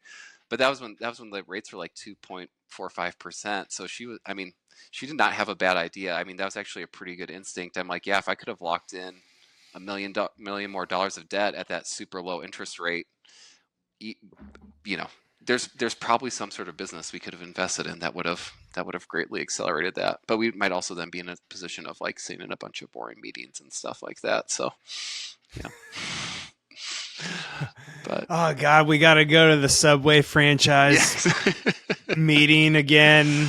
Yeah, and that's one way to leverage it. I mean, because you're not allowed to invest in securities, but then I should make this distinction too, because this is very similar to buying stocks on margin, and that's when you leverage your stocks to buy more stocks. And like with our securities-backed line of credit, like it's every time I take money out of there, they're like loans from the securities-backed line of credit cannot be used to buy additional stocks. That's called a margin loan, and those rates are a lot higher because that's a lot riskier investment. You're essentially amplifying your stock market returns then. So a 25% drop in the stock market, if you're 100% leveraged, so you've basically doubled the amount of stocks by borrowing against your stocks. If a 25% drop becomes essentially a 50% drop, and so the banks are aware of that, and that's a much riskier proposition, so they charge a higher rate for that. Yeah. So a couple more questions. So you take out $20K, and then you take out another $20K to service that first $20K. Well, yeah. So like $20K, and then like let's say it's like the 5% rate, so it'd be like $1,000 at the end of the year. So then at the end of the year, you're taking out $1,000 just specifically to pay the interest on that $20K that you've gotten to have for a year. The interest accumulates immediately, but it's only due at the end of the year. At least that's the way we set ours up. So that's a huge distinction. So you don't have to worry about this monthly. It's just like, oh, cool, I have to pay, whatever 5% of whatever I took at the end of the year, and so that $20K, you then have 12 months to service that like $1K interest payment, and then the next $20K you have another 12 months. So it's like this rolling basis. It's like a ladder. And then it's 20. The 20K becomes you pay your 5%, and then it's 21,000 for the next year, and so you have to pay interest on 21,000. So that's like 1,050 or whatever. But anyways, how do you keep track of all of this? It's just in our bank app. We have the same bank for this loan that does so you don't have like some complex spreadsheet. You literally just like look at your bank app and like, okay, and then like in December we have to pay X, Y, Z. Yep, and we just have it automatically linked to and if we're ever overdrawn on our checking, it will automatically take more money out of the securities-backed line of credit. So even if you forgot that you had the interest payment due, it will essentially automatically take out more money from your line of credit to pay off the debt. So so you don't even have to remember to pay. So you don't have to remember. Yeah. That's crazy. Okay. I guess if we wanted to, we could always like turn that off, I guess. But for us, it's just like a stopgap measure, and we're not worried that we're like super close to going over the limit. So yeah. Yeah. Okay. So one of the reasons I wanted to understand this, and maybe you can use me as like a case study or like a mini coaching, mini buy, borrow, die coaching thing, is like, let's say like I currently rent, because California, it's like really expensive to own a home. Like a nice home is going to be at least $1 million here, or that's not even a nice home. That's just like a decent home. That's just like a decent home. Right. So like if I wanted to do this strategy, because mortgages are 6-7% right now, like how would I use the buy, borrow, die strategy to get a home? Like either as a down payment. Yeah. Is that possible? Like, yep. We used it for down payments on our home. So like, the situation you're in, if you want that $1 million home and you want to put down 20, or I guess it might be a jumbo loan, so you might need to put down was that 25%? It's either 20 or 25% you need to put down if it's a jumbo loan. So you could either, let's say it's 20%. You could either, you're going to get that $1 million home. You could go sell $200,000 worth of your equities right now, or you could go to a bank and say, I want to open an SB lock. Here's my collateral. It's $1 million of, whatever index funds. They'll be like, great, this is super straightforward. We'll open your line of credit. There's no fees for starting this. We haven't encountered really any hidden fees along the way. The banks are making their 2 percentage points. They make 2 percentage points above the index, which is basically the rate that they're able to borrow money at. So they borrow money at like 3%. They charge you an extra 2 points on top of that. They're getting essentially a 66% return on their investment. So it's already a good return for the banks. So they don't have really an incentive to do extra fees. They don't need to do like an appraisal the way they would if you were like borrowing against a house, because they know the value of the assets. And so they'll be like, all right, here, we'll take your $1 million, we'll hold it, and in return, we'll open up this line of credit for you. We'll tell you what your limit is that you can borrow against, and then you could take out the $200,000 that that you were gonna get from selling your stocks, and you could go buy your house with it, and that'd be like a very effective use of leverage, because then you're getting to take advantage of the fact that you've bought $1 million house for only putting up basically $200,000 worth of assets in So basically, let's say I'm, and again, we're going to pretend I am not very smart, because I want this to be crystal clear to me and to the audience. Is, let's say I find $1 million home, mm-hmm. and I have more than $1 million in investments, but let's just say I'm going to use $1 million, and I'm going to take out $200K or $250K SB lock, securities backed line of credit or loan, and then I would put that $250K down to get that house, and then I would take a mortgage for the rest. So I'd have a S block and a mortgage to get this house. Yep. You'll be working for you twice, because it'll be $250K in home equity that would be growing at using historical US averages around 3%. And then you have your $250K in the stock market that's growing at historically 10%. And all it's costing you is the debt payment on that $250K, which 5% of $250K is like, what is that, like 7,500 or no? I'm off. I'll do some quick math. Yeah. So while you're doing that, I'm gonna ask another question.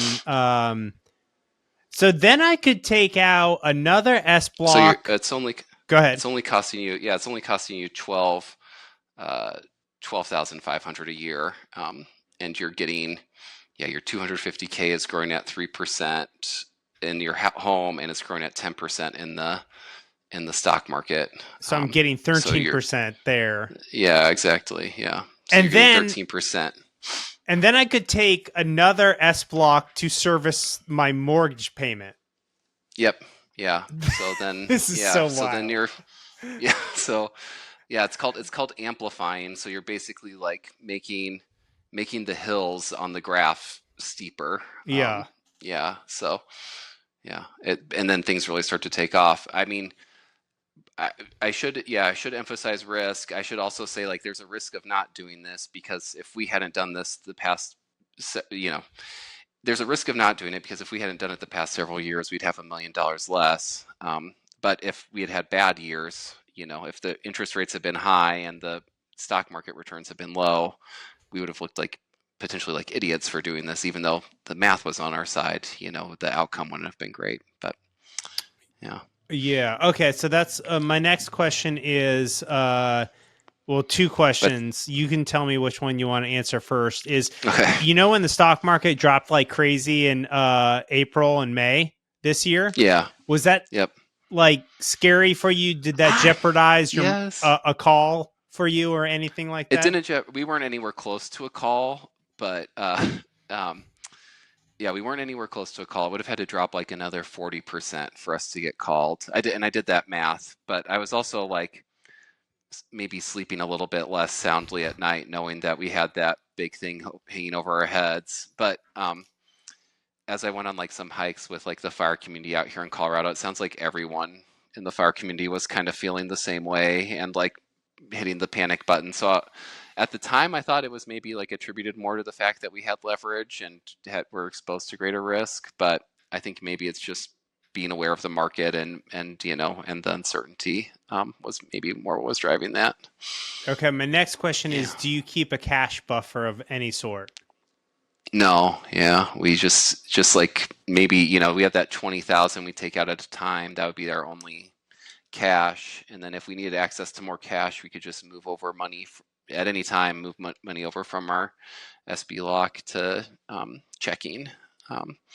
So it'd be like it's essentially like it's as liquid as having the money in a savings account, but then you don't have to have the cash, because if you have liquidity, you have if you have a liquidity need, you have this really liquid way of accessing your funds. How quickly? Is it like same day? Is it instant? It's like 1 or 2 business days usually. Okay. So, yeah. So we have some, like the 20,000 covers most things, and if we're anticipating a big thing, we'll move stuff over a few days in advance. But yeah. Okay. So this is wild. So I keep a large cash buffer just because. Okay. It's one of those things that, like, even during April and May, like when the stock market was like dropping like crazy, I slept perfectly great. I was like, doesn't matter. I can weather this for 2 or 3 years. Like, I don't have to sell any equities. And I know mathematically it's not optimized. I'm completely aware that it's not optimized. But for me at this stage of my life, being able to sleep well at night every single night is like, I'm no longer trying to maximize my net worth. I'm trying to maximize my net life. And getting amazing sleep every night, despite what the market is doing, is a part of that. So can you walk me through, like, let's say I wanted to do the buy, borrow, die strategy, but I still wanted to keep like the cash reserve because I never want to like freak out. Could I still do that? I thought you were going to go someplace different. I thought you were going to say like, oh, if I took that cash that's sitting there at 0% and put it into the stock market and also used it as a down payment on a home, I was going to be like, yeah, that will get you like, 9 percentage points return on what was getting 0 before. So, but yeah, I'm sorry. What was your actual question? So my actual question is, like, I know the math is dumb or it's not optimized, not necessarily dumb, but let's say I want to keep like a year or two's worth of living expenses in like a high yield savings, that's earning like, at this point 3 or 4%. But then I also, and that's just there to make me feel safe. And then I want to do the buy, borrow, die to like buy a home. Yep. That would still put me way financially ahead than what I'm currently doing. Yeah, definitely. I mean, one thing I always think of, if you have an investment or an asset that is lower than your debt, where the rate of return on that is lower than your debt interest rate, it's pretty much, the math is always better if you just sell that asset and pay off the debt, because if you're getting 2 to 3% on a money market fund and your debt's at 5%, that's essentially like your debt is eating away 2% of your cash every year. But if it helps you sleep at night, then yeah, you could definitely do that. You could hold on to the cash and do the SB lock, and you would still be getting the benefit of essentially doubling your assets by having a portion of it in the house and a portion of it in the stock market. Yeah. And I should have prefaced this whole the buy, borrow, die. This is for entertainment purposes only. Right. So like, invest at your own risk, buy, borrow, die at your own risk. Right. You know, We're not advising anyone specifically to go pursue this strategy. Yeah.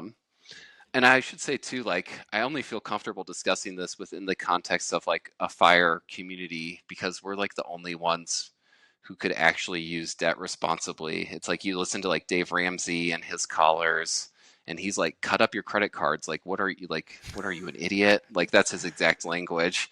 And so like, if we told him that, like, yeah, not only are we like trying to play the credit card points game, but then on top of that, we're like leveraging our stocks, he'd be like, you idiots are going to go broke, you know? So, and I think that's probably the right advice for most people. Like, you know, my wife and I have some family members who struggle with like actually living in debt, like with a negative net worth. And I want to explain to them how they could go like take out more loans and amplify their negative returns. So. I have family like that too. I'm well aware that this is only for a very niche segment of the population.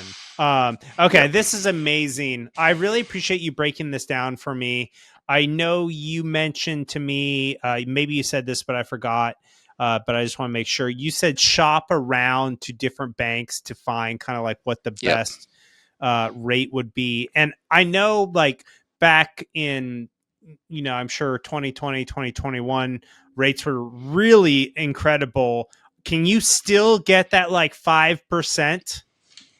No, they're more like the rates you end up getting now for new credit is like 7%. Okay. Yeah, we had like the best rates ever when we were starting, and because the rates were so low and this was like a competitive marketplace, we shopped around until we found a bank that would do a 7-year fixed rates, because some of them are adjustable. And a lot of the ones now are adjustable because people don't want to lock in the interest rates now because people anticipate the interest rates coming down. But yeah, ours were 7-year fixed, 2.45% when we first started, and now it's all like adjustable, and it adjusts every day. It's tied to a benchmark, which is nice. HELOCs aren't tied to a benchmark. HELOCs are just based on whatever the bank thinks they can charge people as an interest rate for the HELOC. But our rates on the securities-backed line of credit are tied to I think it's the 30-day SOFR, which is like the 30-day interbank lending rate. So it's nice that it's a benchmark and it's not just like the bank adjusts it up and down as they see fit. But yeah, the rates now are like 7%, so a little bit above the historical average. But I mean, they were up as high as 8%, and they've come down as the Fed has lowered interest rates. And they kind of come down. Yeah, they kind of come down every time there's like a favorable Fed decision. Gotcha. So if someone is interested in doing this, like for example, me to buy a house, would you say wait till the rates come down a bit more, or I'm still getting enough? It's already adjustable, and then you can always refinance your debt. I mean, that's one of the big things. Like you can refinance, like buying the house. They always say like, you know, marry the house, date the rate, or marry the property, date the rate. And it's the same thing with the debt. It's like you're committing to the debt, but you're not committing to the interest rate. And so, yeah, if interest rates came down significantly, and first of all, you'll be on an adjustable rate, so you'll already start seeing the advantage if they come down. Like if the Fed lowers interest rates another 0.5 point, the rates on these loans would probably be below 7%, probably closer to like 6.4. So you're already getting that benefit. And then if there's a bank that's out there that's like, actually rates have come down enough, we'll lock you in at a 4% for 7 years. You'd be like, all right, I'm gonna go ahead and get out of the adjustable rate and just kind of essentially refinance it to this fixed rate loan. So, and if you do that enough times too, you can get lower than the 5% historical average, because you're locking in at the lows, and then you're just floating when there's highs. So, yeah. On an average month, how much time are you spending on your buy, borrow, die strategy? Oh, I mean, like, I don't know, maybe like the actual mechanics of taking out the money is like a minute. But what I mean is like, how often do you shop around? Do I like for new? I haven't shopped around once. Oh, okay. So yeah. But I have a friend who did this for house. Like he's a real estate investor, and he would shop around every year. He would go do that. But I've got my 7-year fix locked in with a specific bank, and then their adjustable rate is basically like the market adjustable rate. So it's not really, yeah. Every time I go look to see if I could shop around, like I haven't found anything that would be better yet. So gotcha. Okay. yeah. Let's do a hard left turn, talk about your fitness a Okay. little bit, and then All wrap right. this up. So 2 years into your work at the law firm, you had gained 40 pounds. Yep. And then your wife's dad got cancer in his early 60s, and you decided it was crazy to neglect your health the way you were. So walk us Yeah. through kind of like your fitness transformation over the last few years. Yeah. So, I mean, my pattern was, I mean, I was really fit as a kid. I played college football. I, but then I would have periods where I was kind of like totally neglecting my health to basically go like achieve in other arenas, like either to achieve in school or to achieve at work.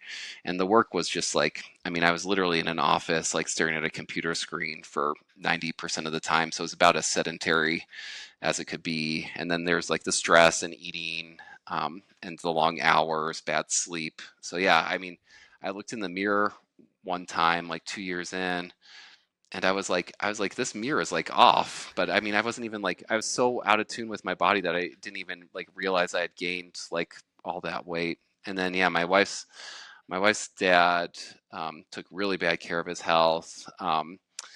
And yeah, he got really sick. He got really sick in his early 60s. And we were kind of like, me and my wife both like had just kind of been not even thinking about our health, and we decided not to do that anymore. So I started making changes, and I only wanted to implement something if I felt like it could be like a total like lifestyle change, for the rest of my life. So like start taking anything with added sugar out of my breakfasts and trying to eat things with protein. I mean, like that change alone was probably like 20 pounds just like fell off like right away.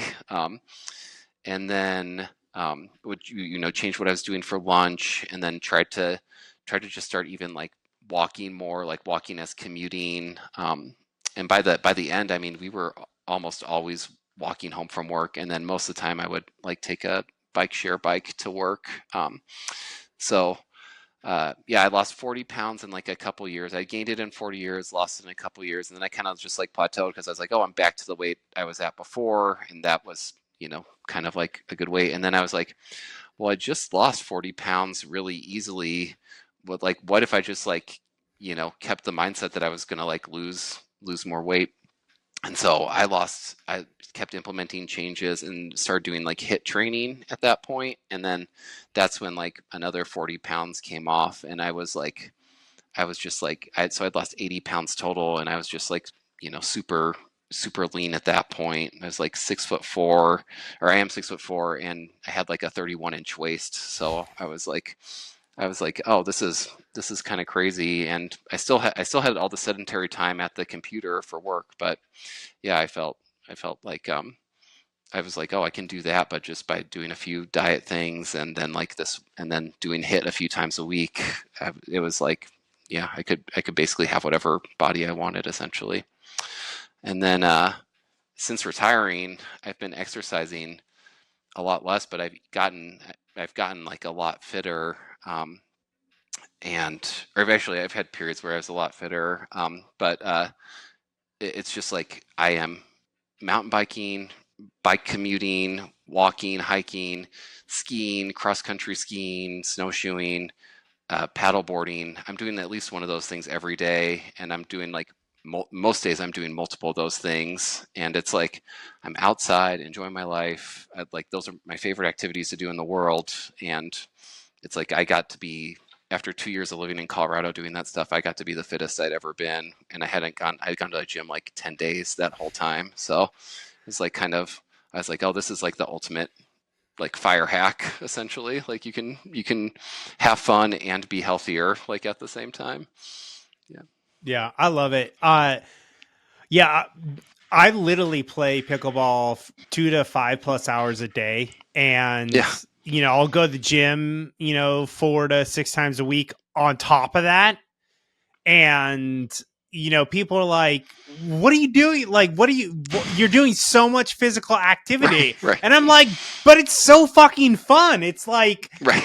like our bodies are meant to move all day. Like, that's why, like, these blue zones, like these people are like moving all day long. Right. And I just think, God, there's so much joy in being like so embodied, like in physical activity in your body, doing sports and activities that like light you up, like, and like you're outside, there's like, I've never been happier in my life. Like, and I spend so much time outside. Well, I think people would think it'd be like exhausting too, but it's energizing. 100%. It's like I go ski, like the skiing just opened up in Colorado here the past couple weeks. I went and just skied 4 days in a row, and I'm not like, oh, I'm so sore. I wish I just need to lay down in bed and rest. I'm like, I'm like mad that I didn't ski today. I'm like, it's like I could go ski every single day. It's God so damn it, Justin. You messed up my whole skiing with this podcast. Yeah. And I literally last night, I was telling my wife, within 30 to 90 minutes of finishing playing pickleball for the day, I'm already cannot wait to play the next day. Right. I'm like, God, I can't wait for tomorrow to happen. I love that too. I mean, with so much of my weight training, like strength training in football, it was all about developing habits, because like you're kind of essentially I was like forcing myself to do it, because it sucks. Like lifting weights to exhaustion like is really like it's not something your body wants to do. Your body wants to stop doing that. But yeah, with this stuff, with all the activities I'm doing now, I'm like, I don't need a habit, because I like wake up every single morning and want to go do physical activity. So yeah, same. Yeah, I have more energy than ever. I mean, I still I prioritize sleep and get plenty of sleep. And I have days where, okay, I played a little, 7 hours of pickleball is a lot. Right. I'm a little tired the next day.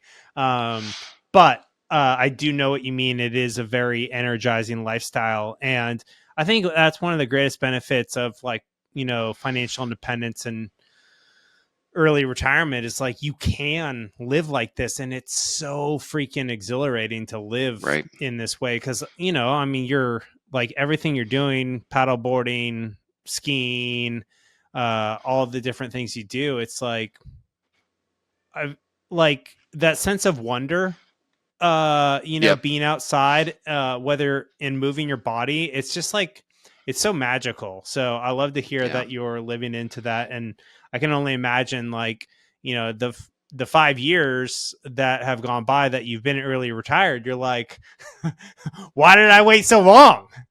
Right. Yeah.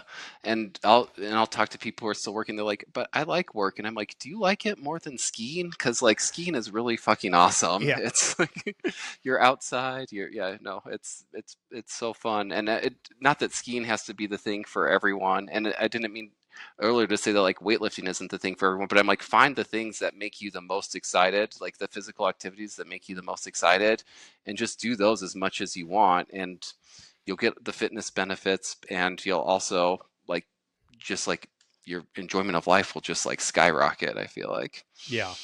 100%. And there's a million ways to be fit, right? And I think you're hitting on the point that I'm so passionate about is like, find the activities, the physical activities that are truly fun for you, because then it's not like you don't have to rely on discipline, because you're having so much fun, like you can't help but think about the next time you're going to go do it. You know what I mean?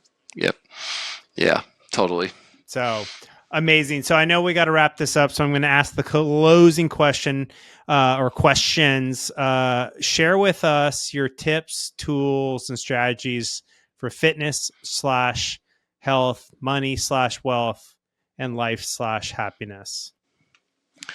Yeah, I would just, for the health one, I I know we talked about a lot already, but I would just say put at least as much energy in developing your social, emotional, or mental health as you do your physical health. As someone who, neglected that piece of myself, as we discussed earlier, I just feel like that's so important. I would never go back to that state.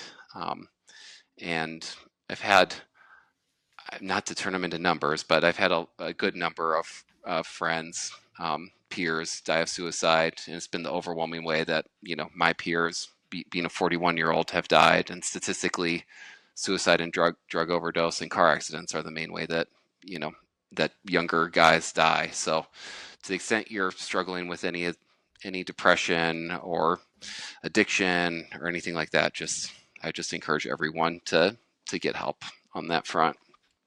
And then for the money, I'd say I've obviously had some very practical things on this discussion, like the buy, borrow, die strategy. But I think there's a mindset of developing an attitude or a mindset of generosity and gratitude that is really powerful. My wife and I always donated money while we were working. We're still donating money now that we're not, to charities. We try to be very generous with our friends, and we find that you get, like, in a self-interested side, a lot of that money flows back because you're developing social capital. But there's also just I think developing a mindset of like richness and a fullness of life just has a way of attracting wealth, and to maybe limiting some of the anxiety that people have around finances that sometimes holds them back. And then for life, I would say keystone habits are human-powered movement. So walking, biking, anything where you're powering your body yourself as opposed to a motor powering it. And then the other main keystone habits are reading and cooking. And if you can develop those four, they're, from a financial standpoint, they don't cost a lot of money, and they have huge return in terms of health and growth. And to the extent people ask me sometimes, like, oh, aren't you bored now that you're retired? I'm like, that books exist, right? Like, there's more good books that have been written than you could ever read in your lifetime. To the extent you're feeling bored, just pick a good book and read it. So those would be my big life hacks to share with your audience. Amazing. Rusty, thank you so much. One of the things I love most about you and your story is, like, you're completely anonymous. Like, Rusty isn't, like, he's not on Instagram. He doesn't have a podcast or a blog about financial independence. And, I think that a lot of people think, like, oh, all these fire people, they're, either blogging or podcasting or writing books or whatever. But you're a great example of someone who decided to, master your money so that you could have full control of living a life that you absolutely love. And it sounds like the last 5 years of early retirement, from 36 to 41 have been pretty incredible. And I really appreciate you sharing your insight about the buy, borrow, die strategy, because I think that's also makes you incredibly fascinating, because you're the only person I know in real life who's doing that. Thank you so much for coming on the show, Rusty. I won't ask where people can connect with you because they can't. Well, I do. So I've changed this because, like you did, people were contacting me through Doug, and I didn't mean to make Doug the host of Mile High Five, my middleman. So I have an email. It's rustyfromco, like Rusty from Colorado, @gmail.com. So if people do want to reach out to me, they can reach me that way.